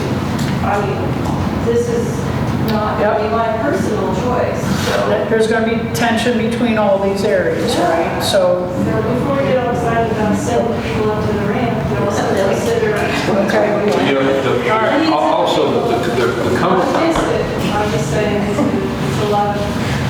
I don't think we mentioned at all often enough the Cumberland Trail, which is right up here at Barker Camp. There's that huge trailhead down near the Paradise Swimming Holes. Yep. And the one up at And Jones. North Chick's gonna be closed all summer, which is gonna probably drive Yeah. more traffic. Jones Gap has become ridiculously popular down here as the trailhead there at Heiss. So What's going to close? North Chick State Park. probably 6 months. 6 months? There could be over a year, yeah. I've heard mixed things. I manage Montlake Golf Course and Stone Fork Climbing, and we border North Chick, and they're eventually going to be putting the Cumberland Trail through there, through Montlake's property, but I've heard between 6 months and possibly a year, year and a half redoing the parking lot, and that's going to cause more people to want to come up to the Barker Camp, Grant Road. And the trail people look at a connection from here down into essentially the landing field down there they salivate thinking about it. It's something that they always have on near their front burner. So. All right, so you guys are... No, we have a trail. We have, Okay. the tree toppers have one. Okay, that we got all the permits for and everything else and permission. Okay, so let me, you guys just whacked off a couple more bullets here. Rock climbing is one that's on here. We talked about this last year, that there's still opportunity for, national and international destination. Eric, do you want to give us Yeah, I mean, sure. 10 minutes away at Stone Fork is the busiest or the most popular bouldering, which is a version of rock climbing destination in the country. We get about 20,000 visitors a year from all over the world. Where is it? Straight out Henson Gap Poe Road, take a right about 3/4 of a mile on the left. As soon as you start dropping off. Yeah, But in District 1. it's actually just in Hamilton County on the other side, so it is outside. Through District 1. Yeah, but within the area of this regional area, Sequatchie County. Yeah, there's a lot of opportunity for tourism based on people that are coming from all over the world, as well as possible development of climbing areas off of Barker Camp, off of the TWA areas. Yeah. Now, so what he's talking about, there's still opportunity over and above what already exists. Okay, and we haven't done anything with that. I know the chamber has that on their list to support getting economic and tourism funding grants, but that doesn't mean anything's really happening there. Nobody's really working on it. Give us a number of what the potential, in the B word, potential would be. 10 to 15 billion? I mean, there's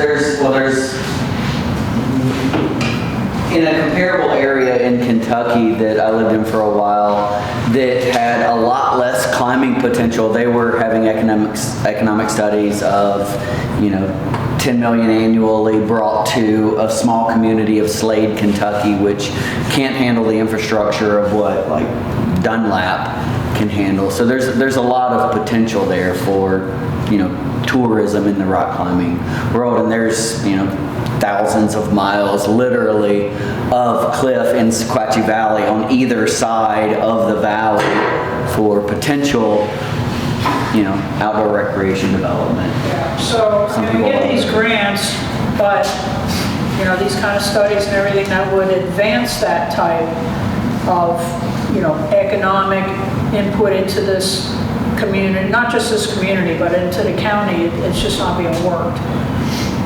Okay, so Trail of Tears is the last thing I had on that list. Y'all know that the Trail of Tears is up here, it winds through our community. Well, I was the one that brought TWRA on the mountain out here who started the Trail of Tears.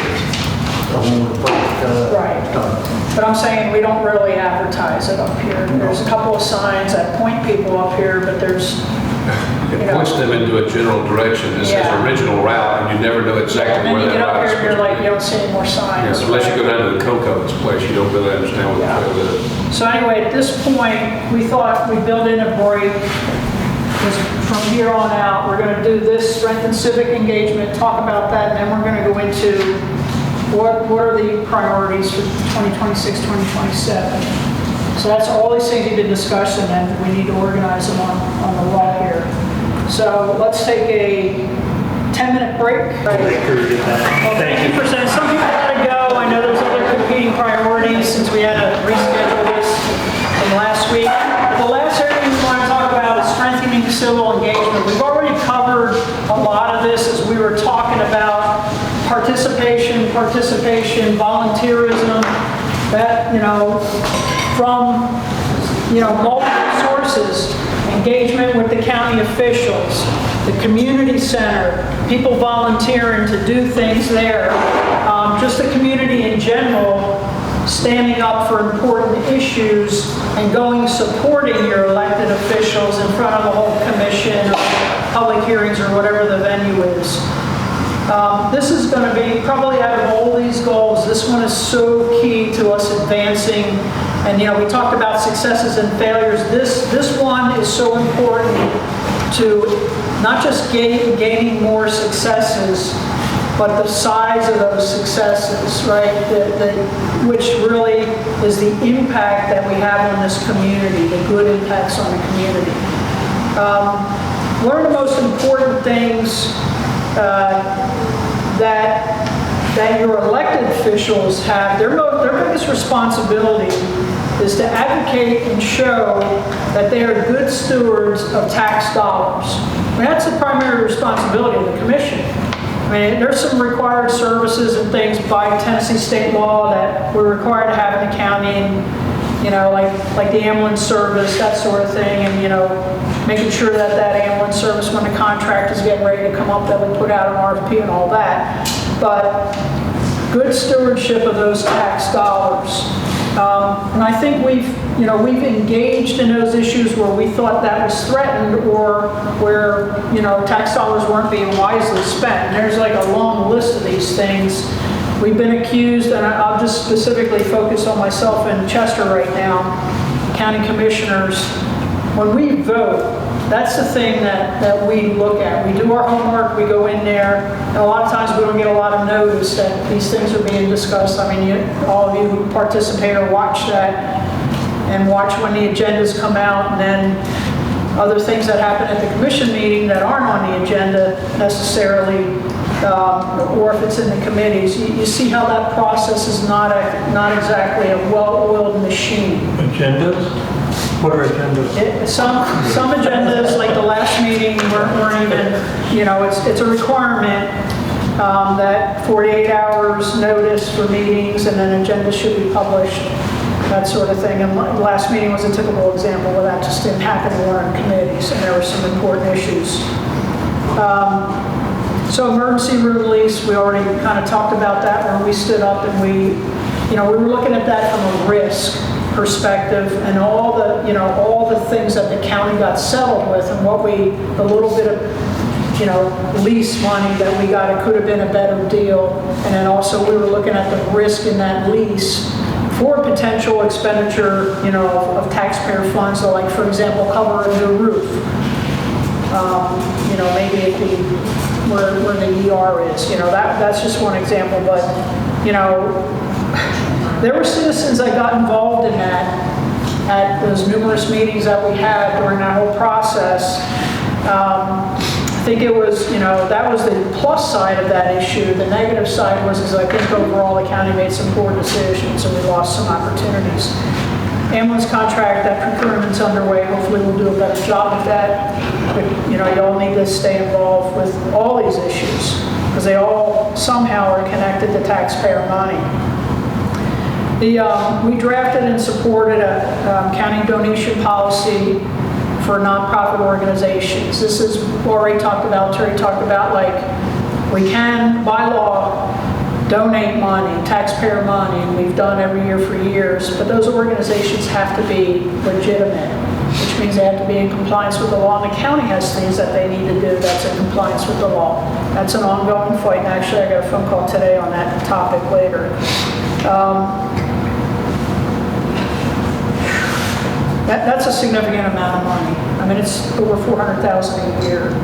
Some of those organizations are legitimate, some of them are not, as far as, legal status. Highway Department, again, that area we've already talked about what we've done to get tax dollars, get more funds for the Highway Department, mineral severance tax, and then also some ongoing issues that aren't resolved with Winter Rock and Henson Gap Road, where, the utilities caused some damage. And I will say that yes, I was asked that question at the last commission meeting. How do you know that that company caused damage? Well, there's proof. There's pictures and videos, and then, we're still moving forward with that fight. The other issue is county funding highway department. There was $125,000 that came out of county funds this year. But is that going to set a precedent where we now are going to give more and more tax dollars? Or are we going to, look at other sources like this mineral severance tax? There's also something in front of the legislature. Governor Lee just gave his State of the Union, State of the State address. What wasn't in his budget was sharing the real estate transfer tax with the counties. So that's not in, that's recent. It was in the legislature last year and it got defeated.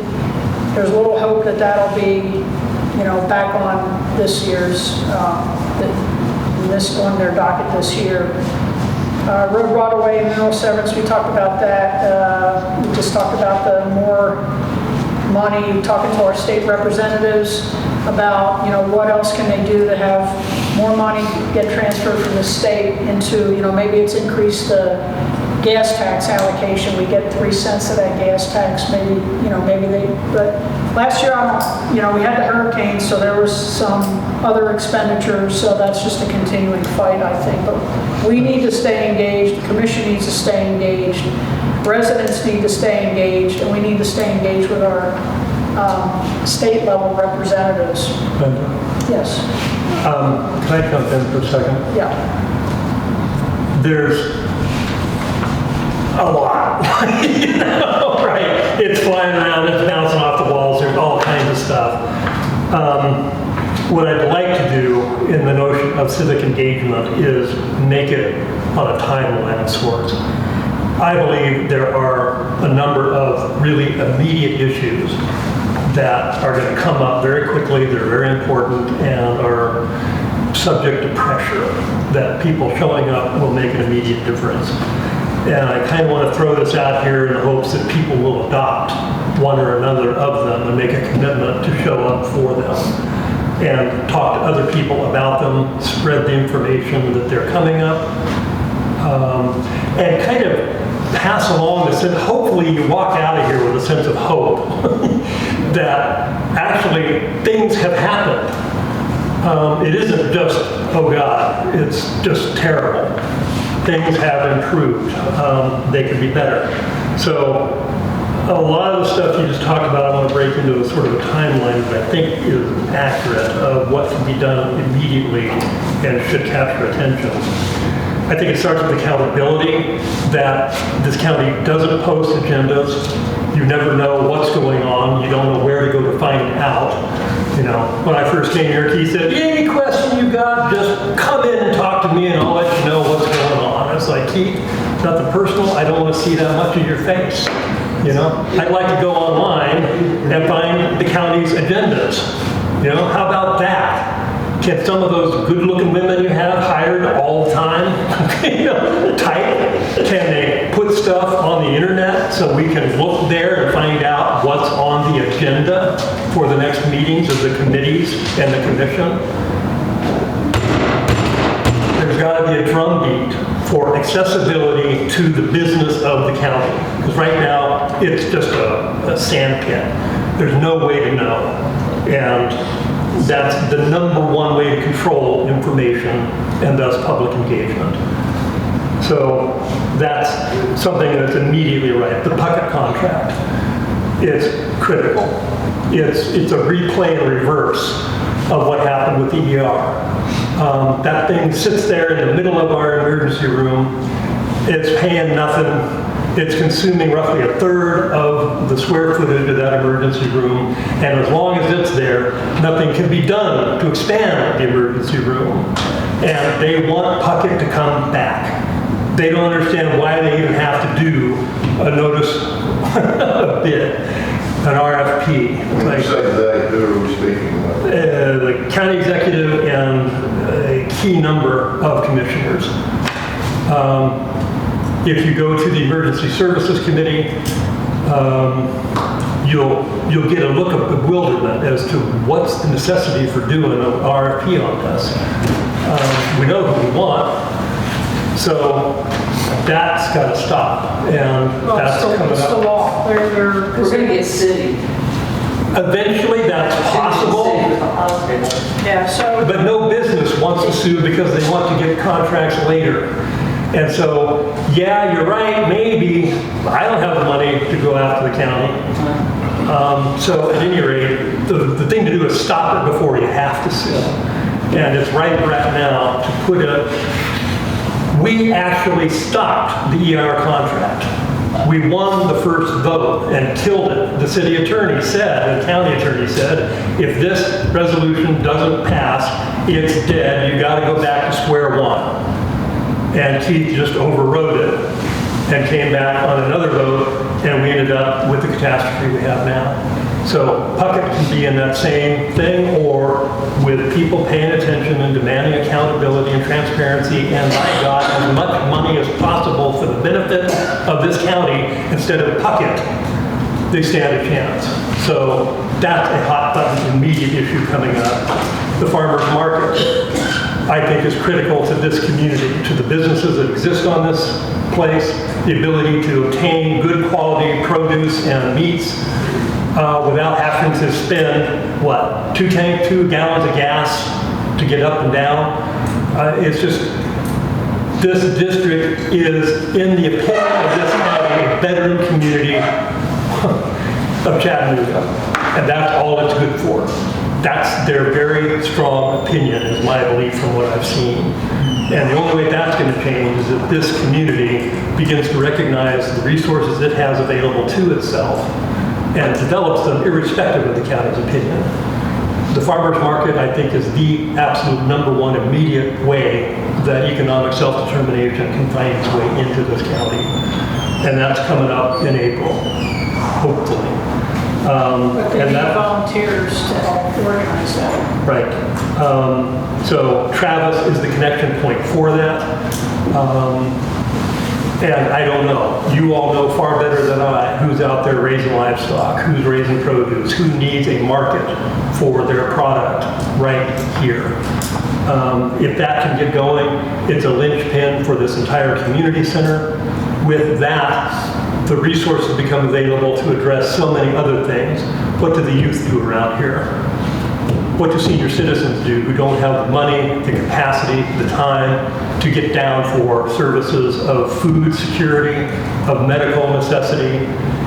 This right here can be the focal point for developing that resource. And the farmer's market becomes the hallmark of what can be achieved if this community organizes itself around its necessities and interests. I think something I've just recently become aware of through Linda saying there's a lot of businesses out there whose attitude is mostly leave me alone. Don't come ask me. But the negotiation between the county and this district for resources is to some respect a dollar for dollar. I've never heard anybody talk about what kind of resource tax-wise comes out of this district to feed county coffers. And sure as hell, they don't want us knowing. Somebody, I believe, is collating, and if they're not, we should. And so some outreach should occur, I think, to the businesses that exist in this district for their own self-interest. You know, you need better roads for your product coming in and out. You know, what is your necessity? What would you like to see happen? Understand that only by participating at least minimally in concerted group action can we get the resources necessary to help you help yourselves. So we're not looking to come in, we're not looking for $5,000 to be part of the Chamber of Commerce list. We just want to know, you know, what are your needs, what are your interests, what could you cooperate with? I have a very nuts and bolts question on our district. On the other side of 111, where does our district end? The district we're talking about, we're representing right now. Bledsoe County line. So the CNG market down there, They're in That's On the all. left or right center.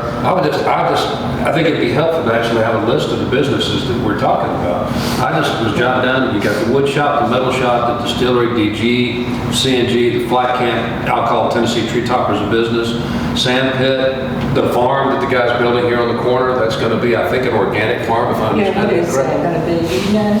Yeah, he's gonna do like turkey, possibly sheep, a lot of different botanicals and different Here's nutrition the stuff. community farmers herbs. market, I mean, it's right there at a bundle. Yeah, that's why, yeah. Yep. I mean, I think the lack there, we're getting into the, actually, you're tracking down this reorganized list that I talked about. Right. Yeah, I'm tracking what you're doing, I'm just putting a timeline on what's immediate. Right. And I'm kind of done with my immediates. Okay. So, no, I mean, that's why, and we're gonna get to that list, because that's what you guys are all talking about, and we've got less than an hour. And that's the all important list, because that helps us move forward and prioritize. Let's just hold the thought on community center, how the community center can bring a lot of this together that y'all are talking about. Let's just hold that thought. Let me finish this so we can get to that. Okay, yes ma'am? Just one small sentence. All the businesses pay sales tax to the state. That's got to be public record. So if you want a list of businesses, I would assume you could do a geographic type public record search for who paid for sales tax, who's paying sales taxes, and get a list by address. Okay, are you volunteering to do that? No.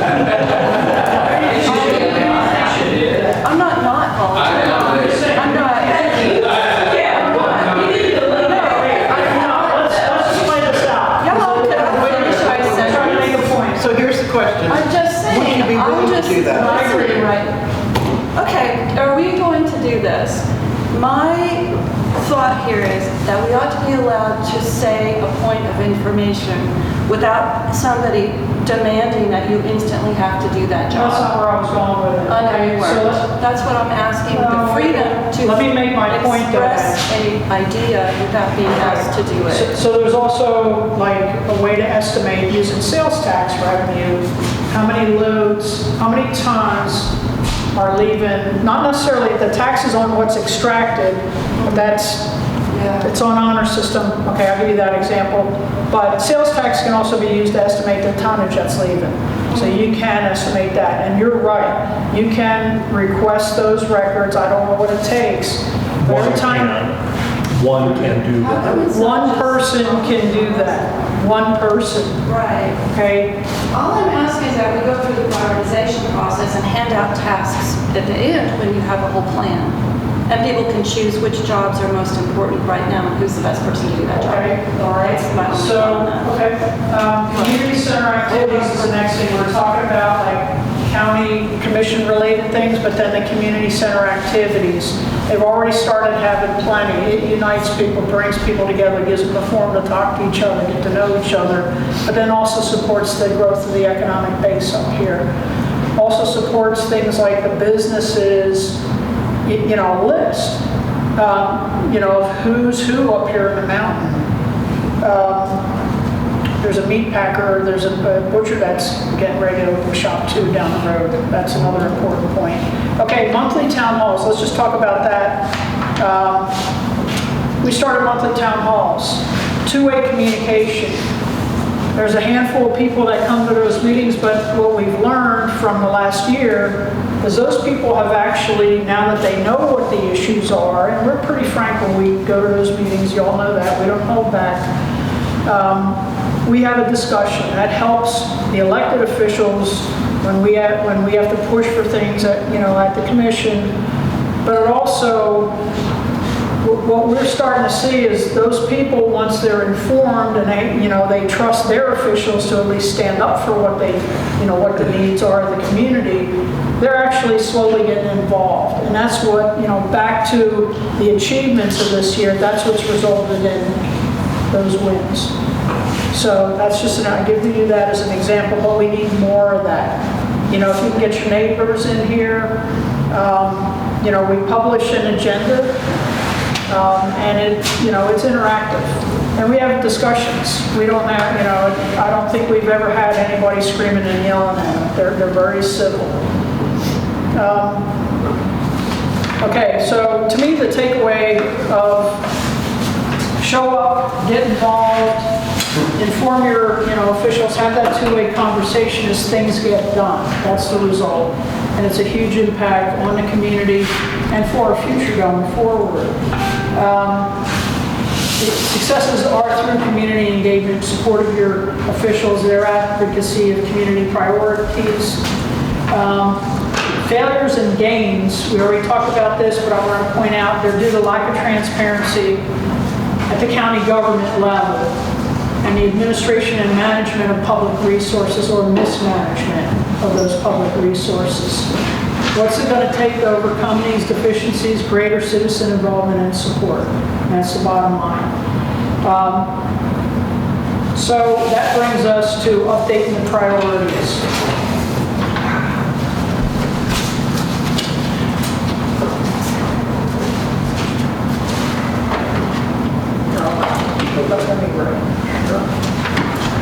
What I'd like to do is break down what you just said into what I'm going to call tools.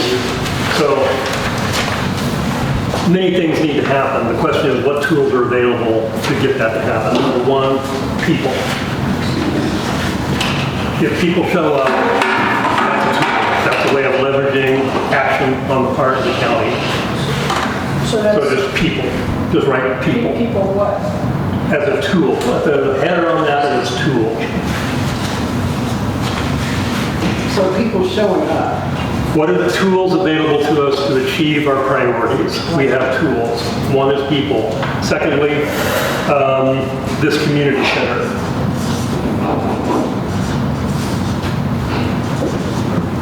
Three, I think, is government data, be it locked in the county assessor's office or the state tax office or whatever.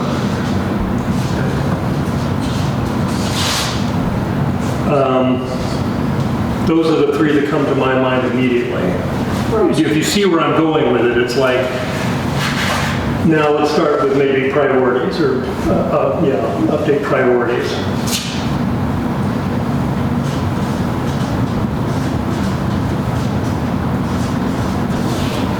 Immediate, I would say, is the Puckett contract. Ambulance contract. Ambulance, yes, thank you. The ambulance contract, and we should all refer to it as such, because they're referring to it as the Puckett renewal. Well, not lately. Correct. Not. Yeah. It's dawning on them that this could be a horse race. So, at any rate. Well, one thing that, okay, right now, this is only being advertised in the Dunlap Tribune to RFP. I will volunteer to call up AMR and make sure that they... I already sent them the RFP in an email, and I have a contact there, and I emailed her back asking for an update. Okay. Are there more than one ambulance? Apparently AMR owns, what, 300 or 4 others? I don't know. There's, like, if you look, there's like DBA, they're all under AMR, a lot of them are under AMR, they're doing business in different names, but they're all trails lead back to the parent company. But between Puckett and AMR, I don't know if there's actually a third. Puckett's very agency or small compared to AMR. Right. But we publish it, if there's any others in there, Yeah. they're welcome to. It's published in the Tribune. I'm sure all of those ambulance services get Yeah, I'm the sure Tribune. they yeah. Not that there isn't a state list of RFPs available that we could publish to. So accountability would be the second priority I'd put in. Actually, I'd make it the first, but. What's the deadline? The deadline is March 3rd, is that correct? Right. Or let's. We got basically 30 days to get an RFP to them and get a response. We got 3 weeks. Right. Are we going to get there? Is somebody on top of it? Well, I'm waiting to hear back from AMR. It's got to be turned into the county. I assume it's got to be recorded some way that made the deadline. It's on the RFP. It's all in the RFP. In a sense, what can be done has been done with respect to circulating it more broadly One than other just. company. Okay, we're getting down in the weeds. So accountability, Okay, on where? priorities. Okay, but accountability, County Commission accountability. That's my bugaboo, I guess it's bigger than that maybe, but. Ivy Toma. I would put Ivy Toma. Tennessee Open Meetings Act, like compliance would be nice.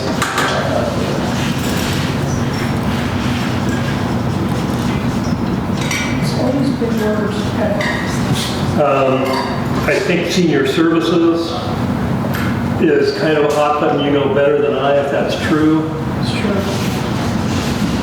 As I understand it, again, to reiterate, there are 2 positions available on a regional body. I don't know if many of you are aware of it, but we're participant in about a 10-county region with a planning organization called the Southeast Development District that kind of functions as what a planning commission might provide if you had one. Less, had nothing to do with land use per se, but all the other. It's basically, they look at that, and it's a venue for getting grants to support larger county priorities. And senior services kind of falls under them. So there's a 10-county initiative out there that we are effectively excluded from participating in at a meaningful level because of decisions they have made arbitrarily about whether they're in the visioning process or just baking cookies. The mayors are all represented, the mayors are part of that planning district. That's what it is. It's all 10 mayors are, and other people go there. I know the chamber is represented there at times, and then some other people in the county. But largely, visibility to the commissioners, participation by the commissioners and districts and citizens, don't know. And within that group is the senior services planning? Yeah, it's a separate branch, but it's in there. It's called the, it's the Aging and Disability. The Triple AD is what it is. How do we find an ability to interact with it as citizens? Through Angie King. They're in her planning process right now.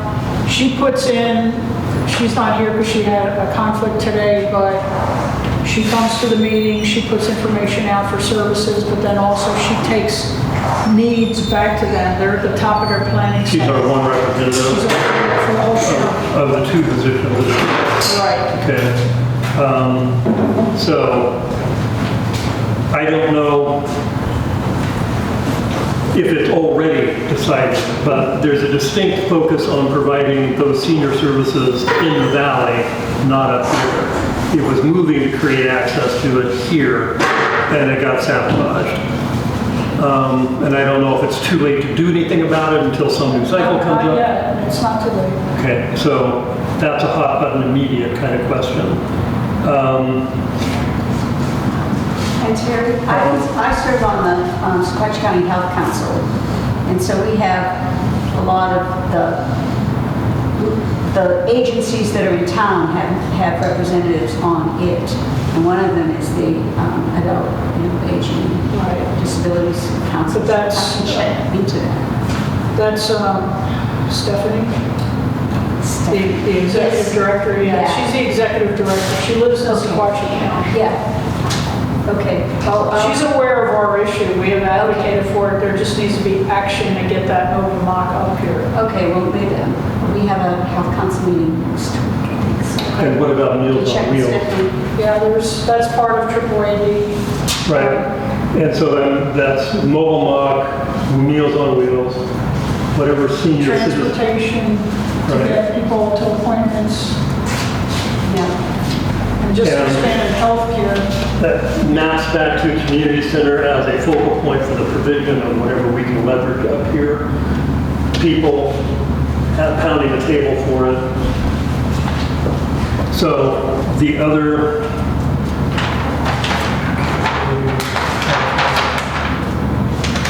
the farmer's market. These are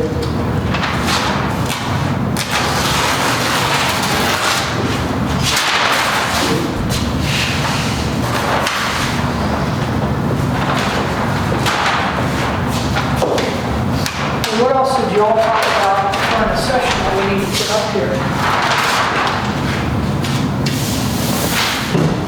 Well, I personally feel like the list is pretty dang long.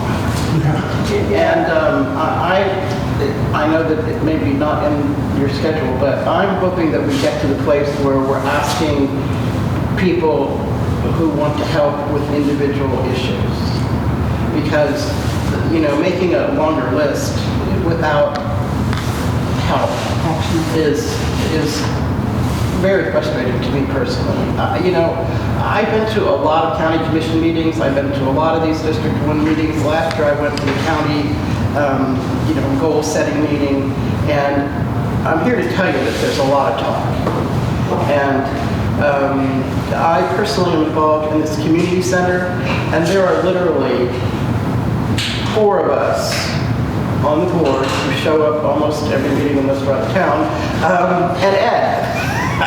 And, that's just not going to be enough to put this thing together. And here we are with our annual, setting goals meeting. And there's not a dozen people in this room. I didn't actually count, so I hope that's right. But before we start asking about how we can get these things done, my biggest overriding question is, how are we going to communicate with this district? Yes. Somebody mentioned across 111. Well, we've got nobody from across 111 involved in this community or this commission. How do we do this? Do they know they're invited? Well, if they read the sign out front, right? If they read Facebook, there just isn't another mechanism of communication. That's, I guess, my point. Yes. 111 is like a wall. It's like a wall. That's a different world over there than this world here, I think, and we're as guilty of that on this side as they are on that side. Well, but my question is, how, other than spending money we don't have doing monthly mailings or something, how do we communicate? The email list and the phone tree, good old fashioned, I'm so old school, the phone tree would work for me, for things like community meetings. Okay, but you made a point earlier which triggered me to think about this. Don't want people bugging me. You want privacy, you don't put your email, you don't put your telephone number on the list, and then I got somebody who donated money to the community center at the pancake breakfast. I wrote him up a nice receipt. I got no way to contact this person and give him this tax deductible receipt. And it was not a lot of money, but it's something, and we'd like to acknowledge it, but there's no way to communicate. To stay totally old school, they're just mailbox stuffers. It's illegal. So I'm not, Yeah. it is illegal to put something in a mailbox that does not have a stamp on it. I learned something. Well, I just don't want to put a target on our back about doing something that is not legal. Okay. Can you start over? Recycling center, I like the fire grant, and I try to give them to everybody that comes through that recycling center. Well, what happens if we put a board up on the fence? Well, we can do that. Do you think we could get away with that? I'm certain about where we should be able to. Okay, so if the community center bought some kind of weather sealed plexiglass covered board that we could put, flyers and notices up in, that would be an okay way? Yes, I will. I'll probably go in and out the gate, I'll let our board people see it coming in and out.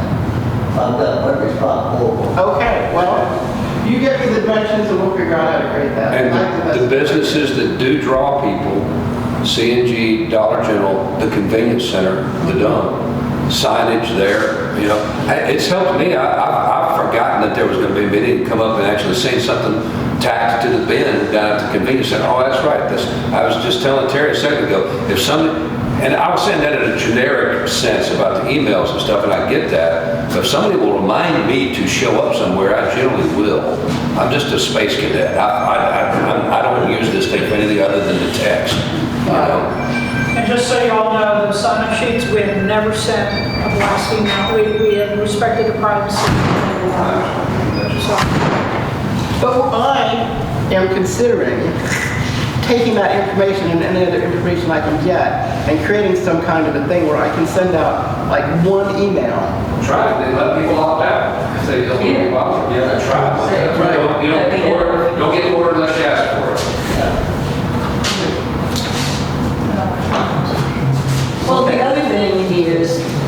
like in our little section of the community, there's people we know, so we can just send out, we can personally send out people we know up here, just reminders, we're having this meeting, each one of us could do that, and eventually, then please tell your friends. Well, I do that, but Jeff, I think you're on my list. Yeah, you were talking about being And so, out of 50 people that I sent this notice to, 3 of them showed up.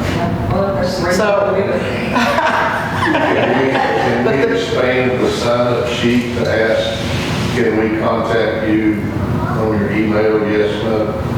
We can, yeah. There's another way of maybe, like what you're doing in your neighborhood, right, you've got some people outside your neighborhood, but to identify, we've got the whole, it just covers the registered voters, but there's, how many people are in there? 1,700 now? Yeah.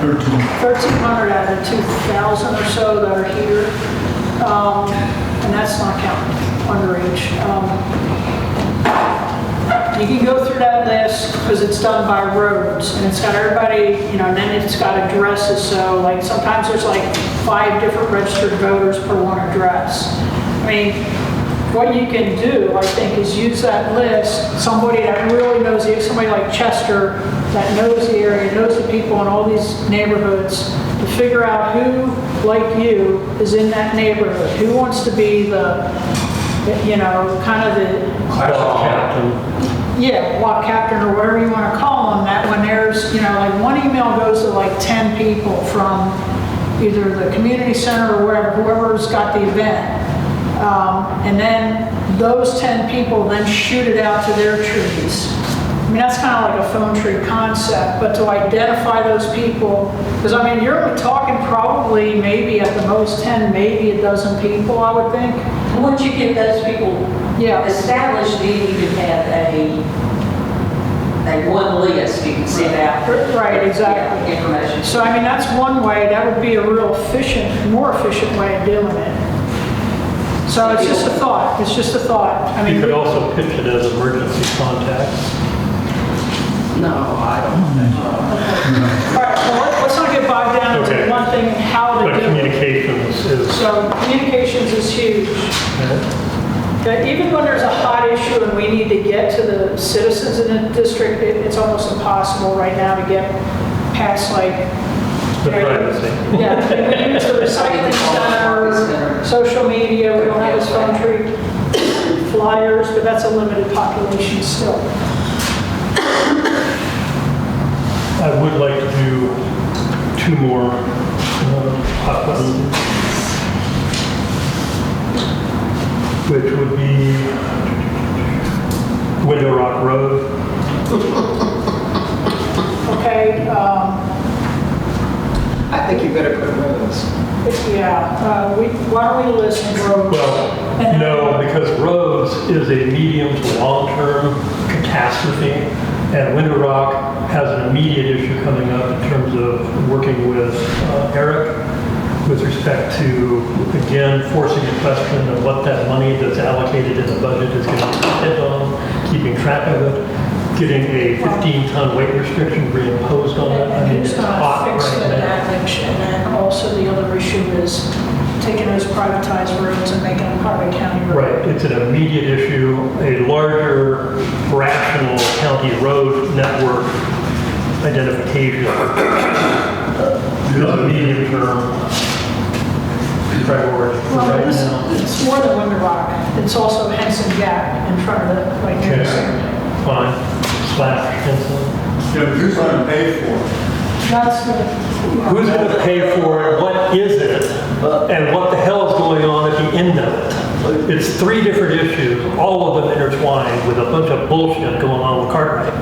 Here's my solution over there, they're fixing to have this thing finished within the next 3 weeks, to my understanding. But, they go ahead and close their paving thing out, you gotta have I think when the government sells out, we gotta show everything done. And once they get their paved, they're gone. We need to find out some way of contacting these people from the government or like they elected, let them know that they're not out of the woods. Well, it's not the we, it's we, the elected, need to press, it's an issue with the county attorney and the county executive. So that's where the solution needs to be. Yes. With us, that one's already underway, that's all I want to say about it. I was going to remind you before. But it's something that the citizens need to stay involved with. So this communication system needs to somehow develop the capacity to inform a bunch of people to show up at the next opportunity to support the elected officials Right. when they bitch about that. Right. That's my point. Okay, so And- these are the three issues, right? And right now, it's just those, but then we have a larger issue with road. But hold Road on, no, maintenance. this is the hit list, the immediate hit list, Okay. and there's immediate, I got one more hit list, which is, and I don't know if it is immediate or not, but getting the businesses on this district identified on a tax contribution basis, so that we walk in to any argument with the county with the hammer of what we're actually contributing, and thus have an expectation of receiving back. It'd be just nice just to see a list of those businesses, just for the sake of it. Yes. Yeah, as you said, there's probably a lot of businesses up here that most of us don't have any clue even exist. There's a lot of like hauling and kind of construction related businesses up here. So those are the ones that I think are ripe for immediate community input and high return. This is the kind of thing you can roll up. I did say. I prefer you as to whether you think there are any others. It's a skill set I do not possess. So I wanted to go, but not, are there any like, okay, these are hot priorities, like near term, that we gotta be working on now. So anything else that y'all can think of?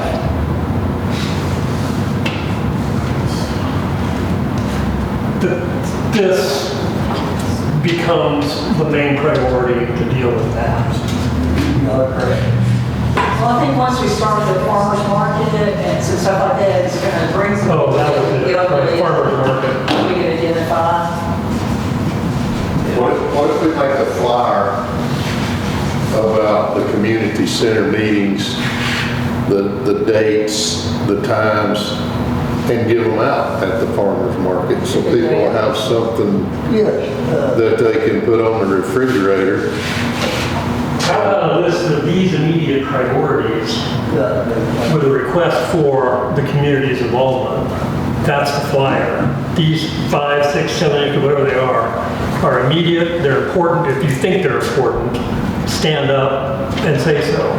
Please. Lead with the section, roads are big. So saying, here's a list of our critical priorities, can you volunteer for something, is too generic. I think that you need to say, we need somebody who can find the tax information. We need somebody who can do a public records request for records of what roads have been worked on in the last decade in this county and how the money was allocated. You know, I think that we're going to have to advertise for specific tasks. That's what she was saying. Right, so let me just say, we're identifying priorities. You guys are trying to figure out how to deal with the priorities. Can we do this first and then maybe talk about the how? Okay. So from last year, this is what else we had on there. So fire department ISO rating improvement. Okay, we're all paying higher insurance rates because we have a fire department that I believe is, I don't know what they are right now. Does anybody know ISO 6-7? So the ISO score determines kind of like what less, there is like Lone Oak, they increase, we don't have a money problem here, and it's not just our fire department problem, it's actually state and nationwide. Their issue is lack of volunteers. That's really what the issue is. But, I don't know if that's a priority for y'all. I mean, They're a 501c3, they're an entity. The commissioners, this has come up. I mean, there's some things that you can do at the county level, like you can just have a county level fire commissioner, right? But that's going to cost money, right? And then there's a ton of issues. We were briefed on this last year. So what I think what people are just doing is, there's 6 fire departments in the county. Each community is dealing with their own separate list of issues, but the biggest problem is lack of volunteers. Now, I know Lone Oak has gone out, they've done a full court press on that issue, and they got their ISO rating up very well, like within less than a year, because they went out and they went and they after that as a problem, identified, went through the community and got people on there, got them trained, and it raised their ISO level. So, their insurance rates are going to drop. So that's what the insurance companies look at. One of the things, but it's a big factor. So is that still a priority? That was on the list last year, is to improve the ISO rating. That would be a community issue up here. I guess my question to you is, given the interpersonal dynamics governing our volunteer fire department, is any increased participation by general members of the public going to penetrate the heritage? So going back to Lone Oak as the example, maybe it would be helpful for the community center to have them come up one night and tell us how they did it, but their issue, they replaced the leadership. That was the only way that they were able to make progress, because I was the inhibitor. So I want to leave it at that. I mean, the commissioners can't get involved in this. I mean, we can support whatever the community wants to do, but unless the community, decides that that's a big enough issue that they want to rally and do something about it, nothing's going to change. I don't know that you can use Lone Oak for a comparison. I think It's not direct comparison. No. I think Lone Oak has a bigger population pool. They do.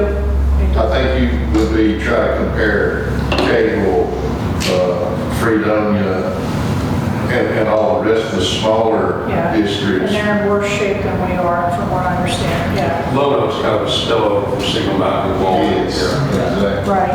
But I'm just saying, just the steps, that model could work here. The population and all that, and the amount of volunteers on now, there's no comparison. But just the steps that they took. There was a leadership issue, and that was part of the reason to volunteer, and that's what happened there. But anyway, so I don't hear that that's a problem. What's a priority for me, my priority is not to get my insurance rates lower. My priority is that I live in the forest, and I would like it to not burn my house down. So I would like an active and, robust fire department up here. I think that aging population that you've mentioned a couple of times is a big issue. Yeah, well, it is, but also, there's a lot of youth up here. There's a lot of 30 to 40-year-old people who have kids who live up here.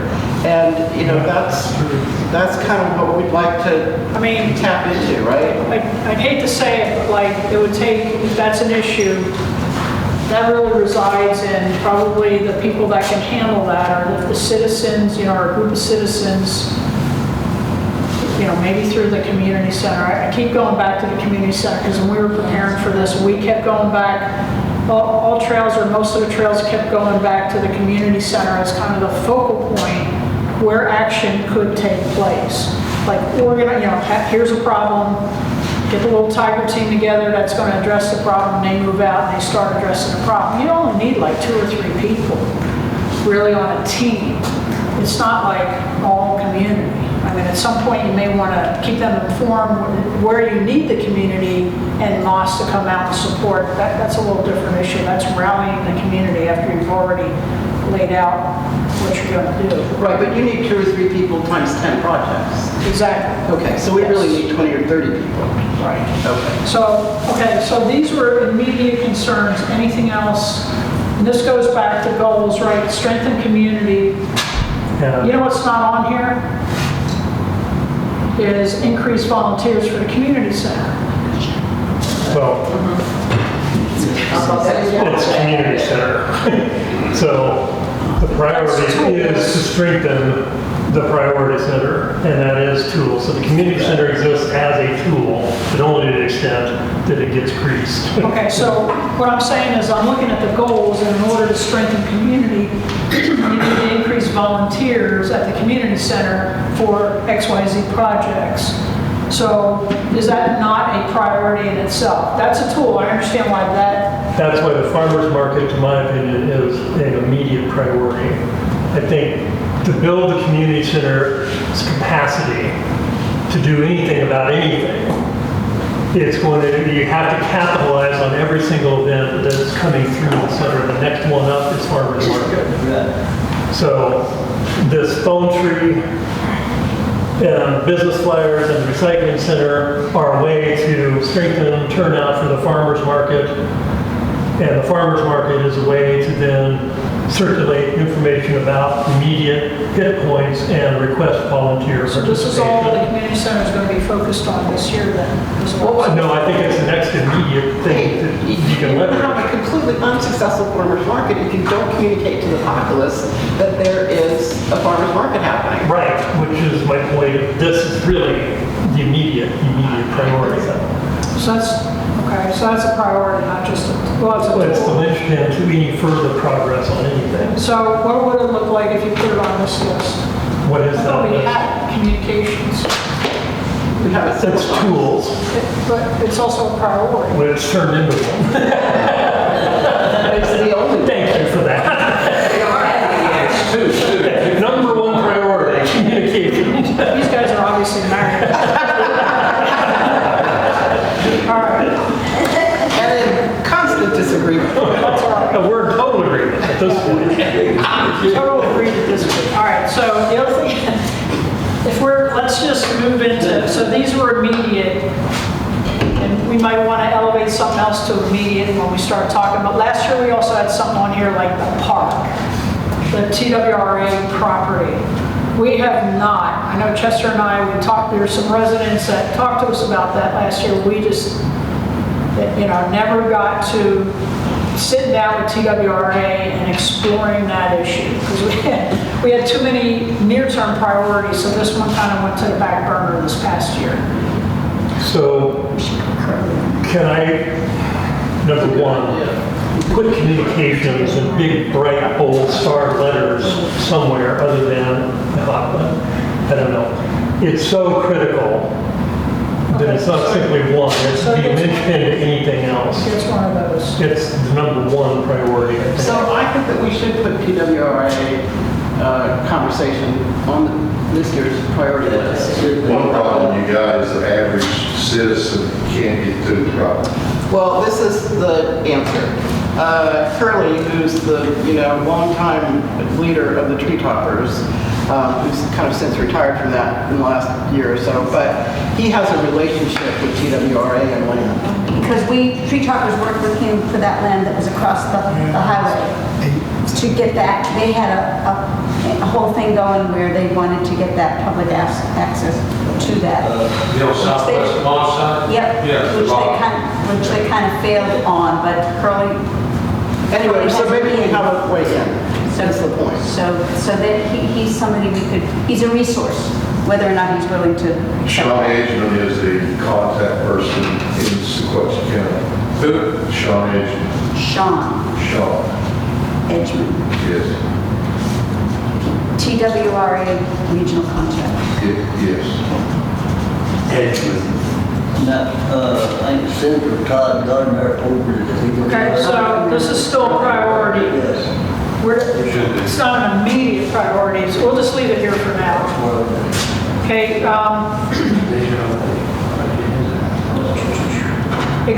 expansion of, here's something else that was on the list last year, expansion of healthcare services.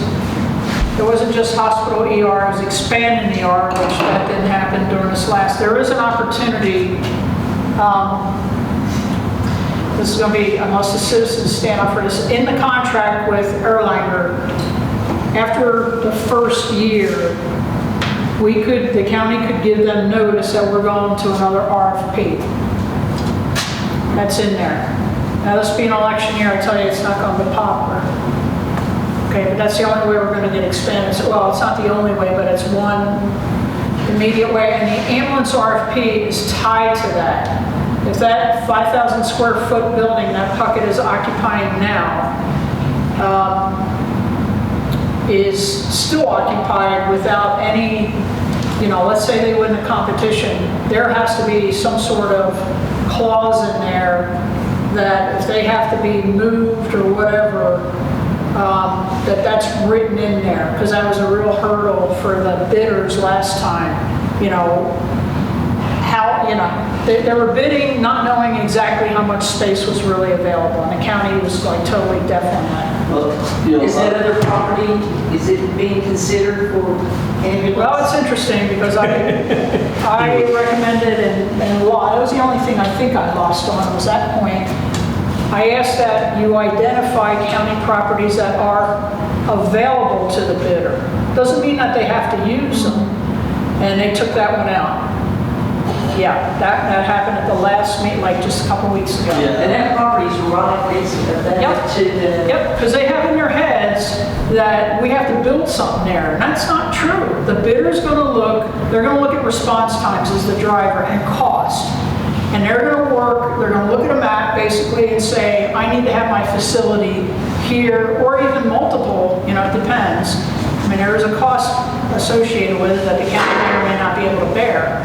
But that's the way they're going to look at it. So, or they may go lease a building downtown if they think there are some empty buildings down there that they could, And the county doesn't necessarily have to build them anything.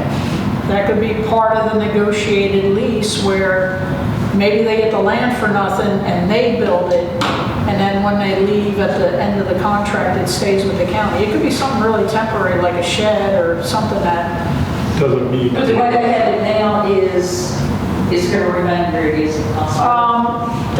The only place no, because it's written, they should have left it in there, but. I'm sorry. It says basically that it is currently in this location, okay? But the proposer it's not written so tight that they can't propose on their own. So, that much we did with.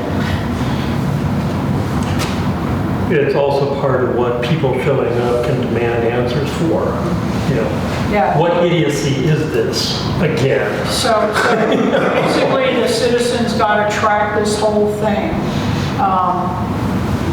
so it doesn't get like crazy like that hospital thing. Like what should happen is we get the proposals in, and the committee's going to evaluate the proposals. There's actually evaluation criteria in there. They wanted to take that out, which is crazy, but it's in there. So we score it. Then there's a discussion allowed in there, the Q&A. And then there should be a decision, like where you pick the winner, and then you move to contract negotiation. Right. Now, you can also have a and this is what I recommended, we'll see if you can talk about the contract with each of the people before you choose, which is probably a smart thing to do, because then you would understand kind of how they're thinking about it. Yeah. Well, it would also be nice if someone other than the proposers came and talked about the virtues of the contract proposals. Part of what stunned me on the emergency room, there was not a single information distribution that was neutral. The county did not do any homework. They invited the people that stood most to benefit to get up and talk about why they ought to be benefiting. And no analysis of how much income was going to get generated, It's the fox guarding the hen house, and so now make a decision. The contract should also be written by the lessor, not the leasee. Right. Which is crazy. At any rate. Anyway. That's part of why the ambulance contract, I believe, is a second tier immediate requirement for a campus. So, expansion of healthcare services, do we still want that? As a medium-term priority. like the parks, yes, I think so. I mean, the truth is, it's almost impossible to consider it getting done this year. The elections are going to happen because no one's going to have the strength to stand up. Well, also, I wouldn't say anybody. There's a few of us that'll still stand up for it. right, but without the testing resources, CAT scans, MRIs, Right. all that stuff. So what I have here is primary care clinic, that needs expansion. There's only like one doctor. The hospital ER, the number of beds and other services there, and tailored diagnostic services. What's the last one? Diagnostic services. There was a word before that. Tailored to the okay. needs. Yeah. I'm just saying that right now I go to the doctor in Chattanooga, and when I leave the doctor's office, I get the blood test and I get the imaging and whatever. It's a Right.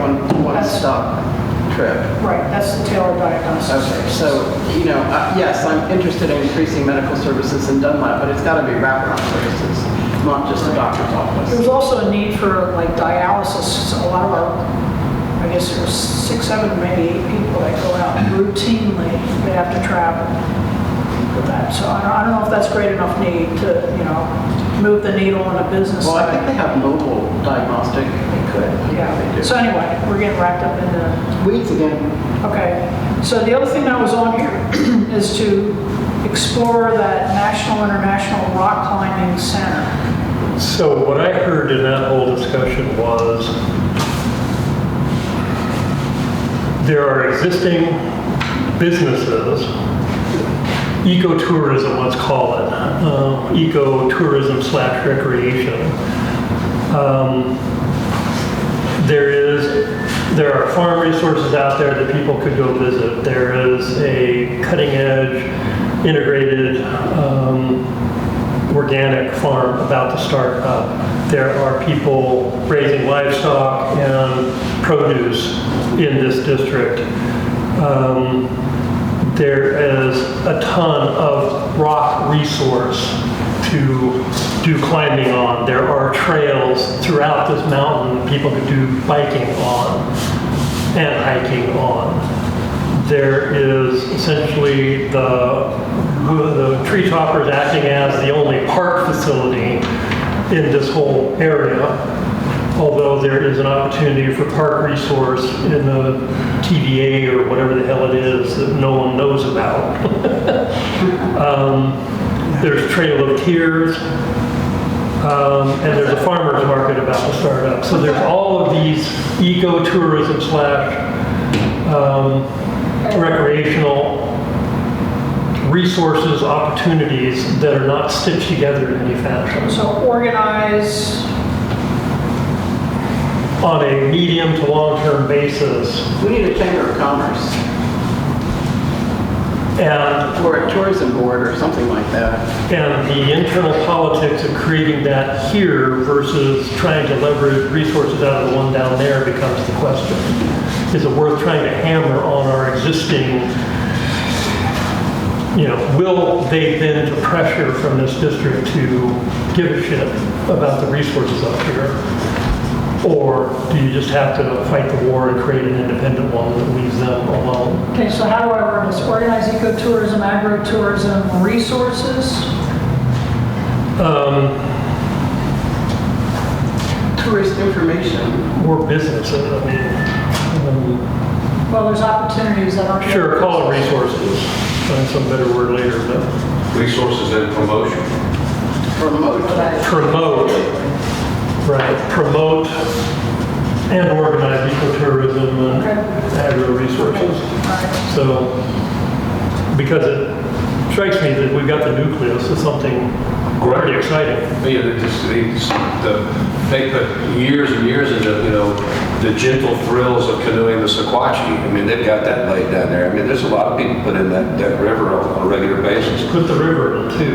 The school, I think the local schools down in Dunlap would be a nice little place to actually maybe, this is a cartoon in my mind, an outdoor recreation club in the schools that would introduce people into some of this stuff. The locals don't get into flying and climbing anywhere near to the degree that you would think they would with it in their backyards. It's the same over there in trend and look at. The locals just don't tend to do the stuff that people come from all over the world here to do. It's weird. Well, not only do they not do it, they think you're crazy. But they'll take their money in there. And they are correct. Not for the canoe. I don't think that's. So we also had last year youth-focused activities. And say again, Youth-focused activities. I think that's a big piece of getting our fire department together. Yeah, I was thinking that would funnel into the fire department. You know, if we could set up a after-school tutoring program in here a couple times a week, we'd have parental involvement, you get them sucked into the community experience, and their kids pass their classes. We had outdoor education in our high school, and people loved it. It was an easy lesson. So what's- They got out of them. So youth-focused. And use. We did that I too. don't know. We got a week away at stay away. Youth-focused It branches out, right? I mean, So youth-focused activities, I mean, you could involve all these. Right, but it's a distinct. Specifically, Right. I'm not numbering these, but I'm just listing these right now.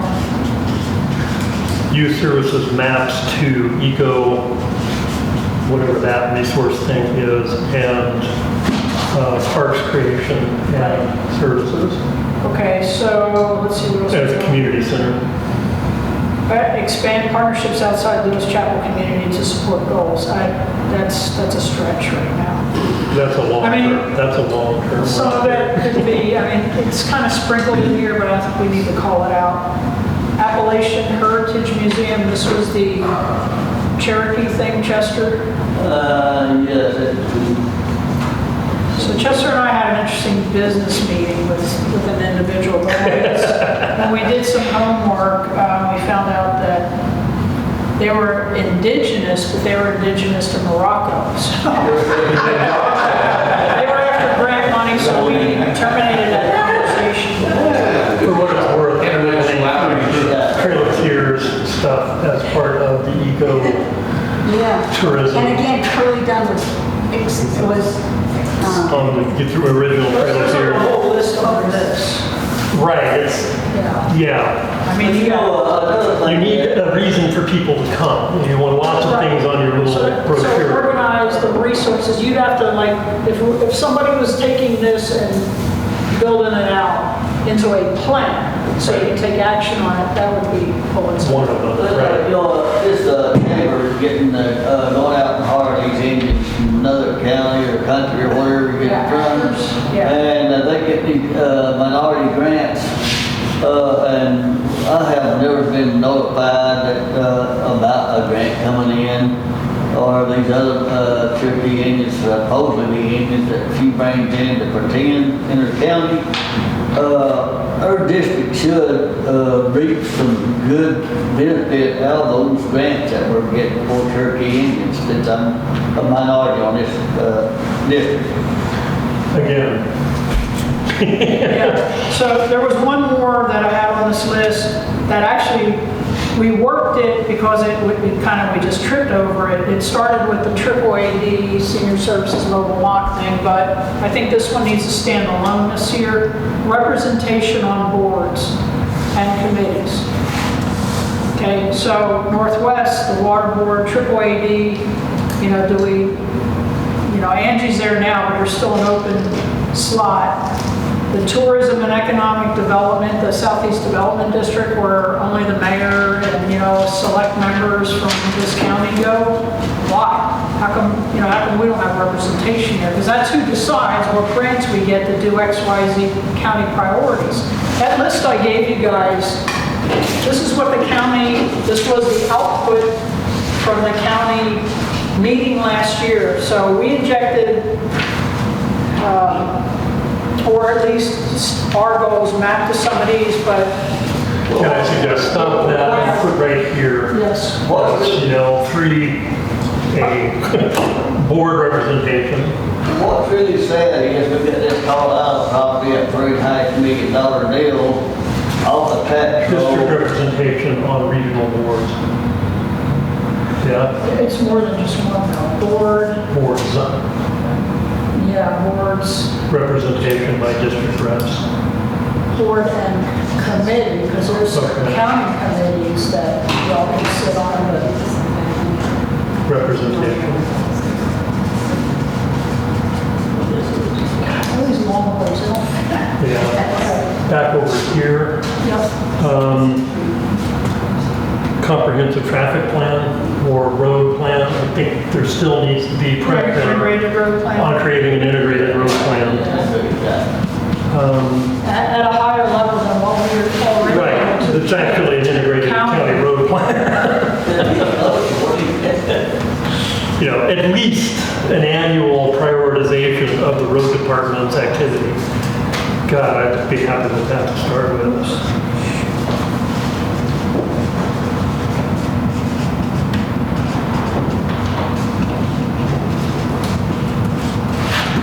All right.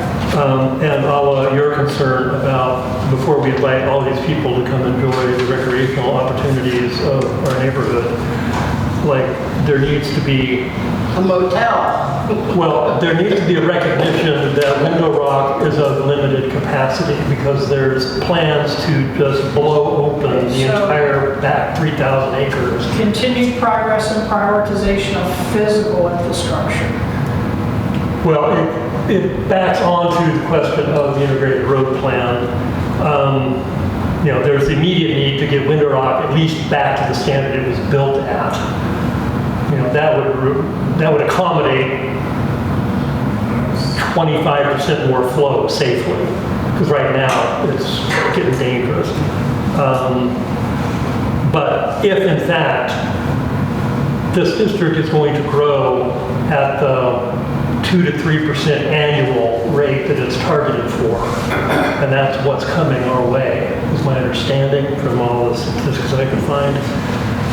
There's going to be a lot of housing development just as soon as a water line gets put in on Window Rock Road, which is coming. That 3,000 acres owned by the We family don't is even open up. have, and we don't even have a say on whether or not that's, you know, we know that, or we suspect that's where it's going to be.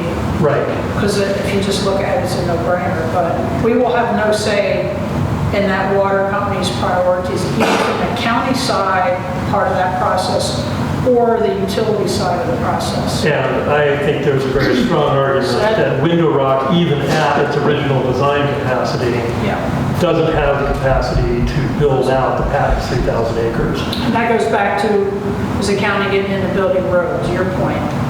You know, because that's exactly where the county executive has taken us right now. That was the last meeting that we When had. they do develop that 3,000 acres, the developer needs to bring the road up to county spec. So I'm glad you brought that up. Okay, so we zoning, subdivision rules, what do we, you know? Development standards. You know, I look back through some minutes looking for something else, like years back in the county records, like around Christmas, because I was looking for Window Rock Road and some other stuff. That was an issue back weeks ago, but I saw that in there that the county approved some development standards. It was in the minutes. Chester, I don't know if you, where are those? And what are they? Well, when I asked for record stuff, they seem to get burned up or gone. Yeah, exactly. And then all of a sudden, next month, they have a whole batch full of them. Okay, so development, what standards? Development standards as some stand-in for the question we're all poking around on. How do we assure that districts around, I mean, I know Window Rock's a problem, I imagine there's others that have the same problem, where you've got an inadequate road infrastructure that's going to be, surprise, our roads can't handle the development we've already built. It's a county issue, and during that, I was sitting next to Tommy Johnson, who's in charge of the road committee, and I was poking him saying, you know this is a county issue. Are you willing to take this on? What my baby was, we had it So it's there for now, but development standards There's a lot and of different timing. ways, and I understand. Subdivision rules, what I understand, we haven't seen the agenda for the county's planning thing that's coming up in March 5th and 6th. I understand that they're going to talk about subdivision rules. In order to do subdivision rules, you need a planning commission, which we don't have stood up. Okay, so then, that gets into who the county executive appoints that planning commission. Okay, we're back to this issue, like we always keep going, who's going to sit on that? Because if you look at who's involved in some of those, there's a lot of appointed positions throughout the county, but most of those we have no representation on. Anyway, so I think development standards, this would be zoning, this is basically how do you, Development standards / growth management. yeah, I was just gonna say it's managing growth, which Right. we didn't have, last year that was a topic, but that's a huge topic. Let me point out that we have deed restrictions on our property, and other properties I know have deed restrictions on them, but there's no one to enforce those. They are unenforceable.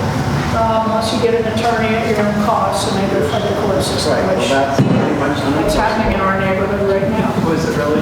That happens in every neighborhood because of developers want to set the zoning restrictions in a particular development. And the only way that you can enforce those, it's a civil issue, it's not a legal issue, it's a civil issue. The only way you can enforce it in any of those is get your own attorney.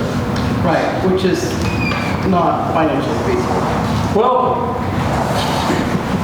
all right, so is this everything that we've gone through quite a bit, and there's a lot represented in this. So do we want to just, this is priorities. These numbered ones are immediate. And this is most immediate, right? That's true. Primary, yeah, okay, so, I think between, community leadership, I'll put it at that, because it's going to take the community center leadership, representation, and citizens to sit down and, how do we do this? You need a plan for each of these, and volunteers to do it. I know me and Chester know what part of the list we got on this that we need to continue pushing at the commission level. But I go back to the community center because so much of this is on your shoulders. And we ain't gonna solve that here, okay, but. Well, I volunteer to take pictures of what's on the wall for the community center. Okay. You got your body. You guys know that we never hold anything back. If you please feel free. We're videoing it, that kind of stuff. We post it just to keep visibility. Where's that? Transparent. Yeah, transparent. So this is transparency too. I forgot that word. Right, Terry? Right. Yeah. Toma. And it's not just Toma, it's Right, well, if they did Toma, there'd be a lot more transparency. What she's doing. She's being transparent. Right. Right. but I'm saying that's, this is there. Linda, just before I leave here, I'll say this in one. Again, I've been here over a half a century, and I said this before, I thought it'd never come out of my lips, but if we don't do something about some kind of commercial businesses in this district about zoning, it's just like Terry said earlier in this meeting, we almost had a landfill. Folks, I don't know whether y'all been around a landfill very much, but you could smell it from miles. The only reason we didn't get it is because the guy that was trying to do it didn't get all the state and federal permits that was required. That's the only thing that stopped it. He didn't pay for that. I'm sorry? He didn't grease the wheels to pay for that. But anyway, now across the road from my house, there is an explosive storage facility that I'm trying to work, and they snuck in there by the darkness of night. Tom, whose land is this on? It's on Judge Tommy Austin's property. And they slipped in there by the darkness of night. I asked questions when I saw them moving things, and I never got anybody to admit what was going on over there. Folks, these are things that can come to a neighborhood near you. You will wake up one morning and there will be some kind of a commercial business in your front door, and it's going to ruin, has a possibility of ruining the beauty of what we got. The hang glider facility, the rock climbing industry, anything we got going on, it has a potential of destroying that. And the only thing that a zoning deal on commercial property would do is give us an opportunity to voice our opinion before they slip in the darkness of night. So it is here. They're using our mountain for a dump site, is what I'm thinking they're doing. Everybody here needs to be thinking about that. Zoning is such a charged word. Yes. When you say it out loud, people have an immediate knee-jerk reaction to it. And I think everybody here probably agrees, we don't want somebody building a spec McMansion community at the end of Window Rock and then sticking us with the bill for keeping up the roads. We don't want explosive storage plants or new quarries or anything else going in that's going to affect our lifestyle. But we also want to have the ability to put a trampoline or a playground in our front yard, which is where you get with zoning with neighborhood associations and suburban. That's the reason I'm specifically calling for zoning for commercial. This whole mountain needs to be zoned residential. I think the Z word makes everybody sit up. Yes. This whole mountain needs to be, this whole district needs to be zoned residential. We want the Dollar General, we'd like a gas station. That's the reason I'm saying commercial buildings need to be zoned. They need to put up a zoning placards so that the community can vote or voice their And what you said was this entire mountain needs to be zoned residential. I understand what you're saying, but listen to what you just said. Tell me what I just said. The entire mountain needs to be zoned residential. That's correct. Which implies no ability to have commercial. It implies that that's what everyone just heard. Well, I didn't mean that. I know you did. I'm cautioning you. If there's a commercial building coming here, it needs to be approved by the people in this community before you can set up a dump, before you can set up a landfill, before you can set up an explosive storage facility. It needs to be zoned to where they will have to put up a zoning placard to change it from residential to commercial. So what you want is the ability to have commercial as an exception to the overarching residential zoning. Welcome to accept. Right. Yes. There's a way to word that. Yes. It doesn't generate what just happened here. Well, that's the harder thing is to communicate it. I want to add something that will be controversial. I also don't. You say that. I'm good at that, right? I don't want to live next to 750 homes that are on a 50 by 100 lot. That's not why I live here.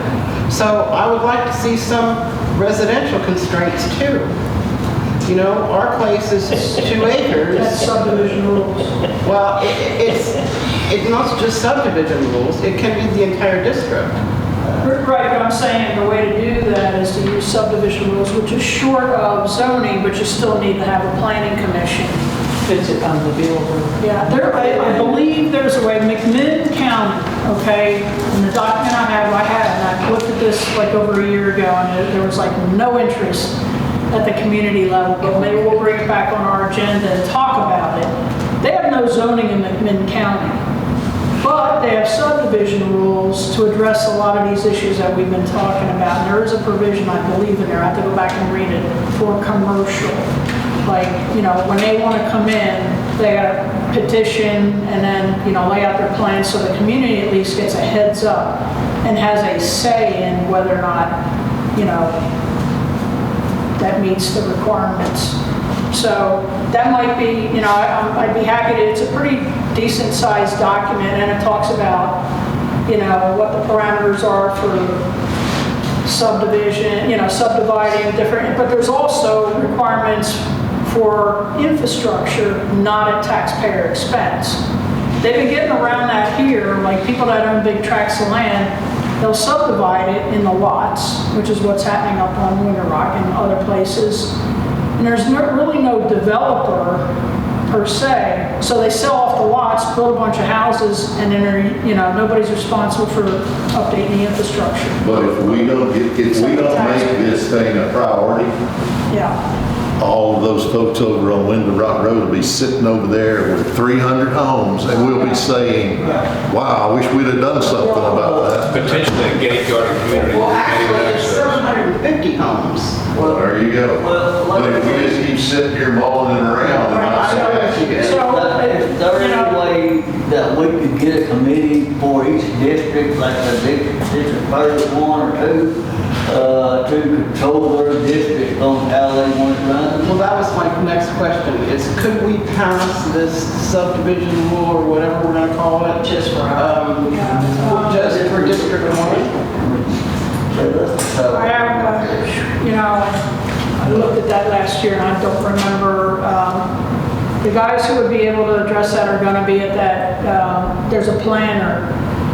The guy that we had here for town hall, when he went through this topic many, many months ago, he could address whether or not, and I think I asked him that question, it would have to be how they set it up for the county for the unincorporated areas. I don't think you can call out one district, but I don't know that for sure. Don't quote me on that. We can ask that question. I mean, this topic's going to come up March 5th and 6th. Best thing to do is try to make that meeting. Do I gather McMinn County has a planning commission? Yeah.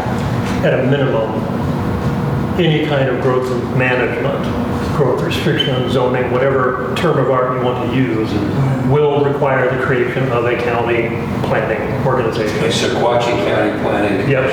And you can then, promulgate rules for the terrain of the county encumbered by District 1 boundary, and do nothing about any place else. The trick is who is on that. That's it, right there. And who appoints. It appoints. Yeah, it's appointed. It doesn't have to be. We don't Could say be. HOA Could person. be, well, yeah. I mean, Without citizen involvement, it's going to be the county executive appoints right now, is the way it usually happens. It's Karen. But They're also Karen. But part of why I focus on Window Rock is I think there become physical limitations based on fire safety at a minimum. That you don't rely on a facility, what is it, maybe 35 feet wide? I want to get out there with a tape measure and figure out just how wide Window Rock actually is. But you've got two lanes that seem to me to be 9 feet, 8.5 feet, something like that. You don't build a whole lot more development with that being your sole access for emergency. So I want to thank everybody for coming out today. Wait, hold on. There's going to be discussions, but I wanted to end this meeting and allow you time to still convince after this. I wanted to thank Terry for helping put this together. We spent about 10 to 12 hours muddling through old stuff and then trying to figure out how to structure this so it would be engaging and as efficient as possible. So if we failed there, give us time, give us suggestions for improvement for next year. But it's given us a lot of feedback so we know what to bring to the commission. I think the town halls are important that they continue that conversation because things are changing outside of us and then, here in the community. Anyway, thank you all for coming and donuts? Take donuts. Thanks to all y'all for listening.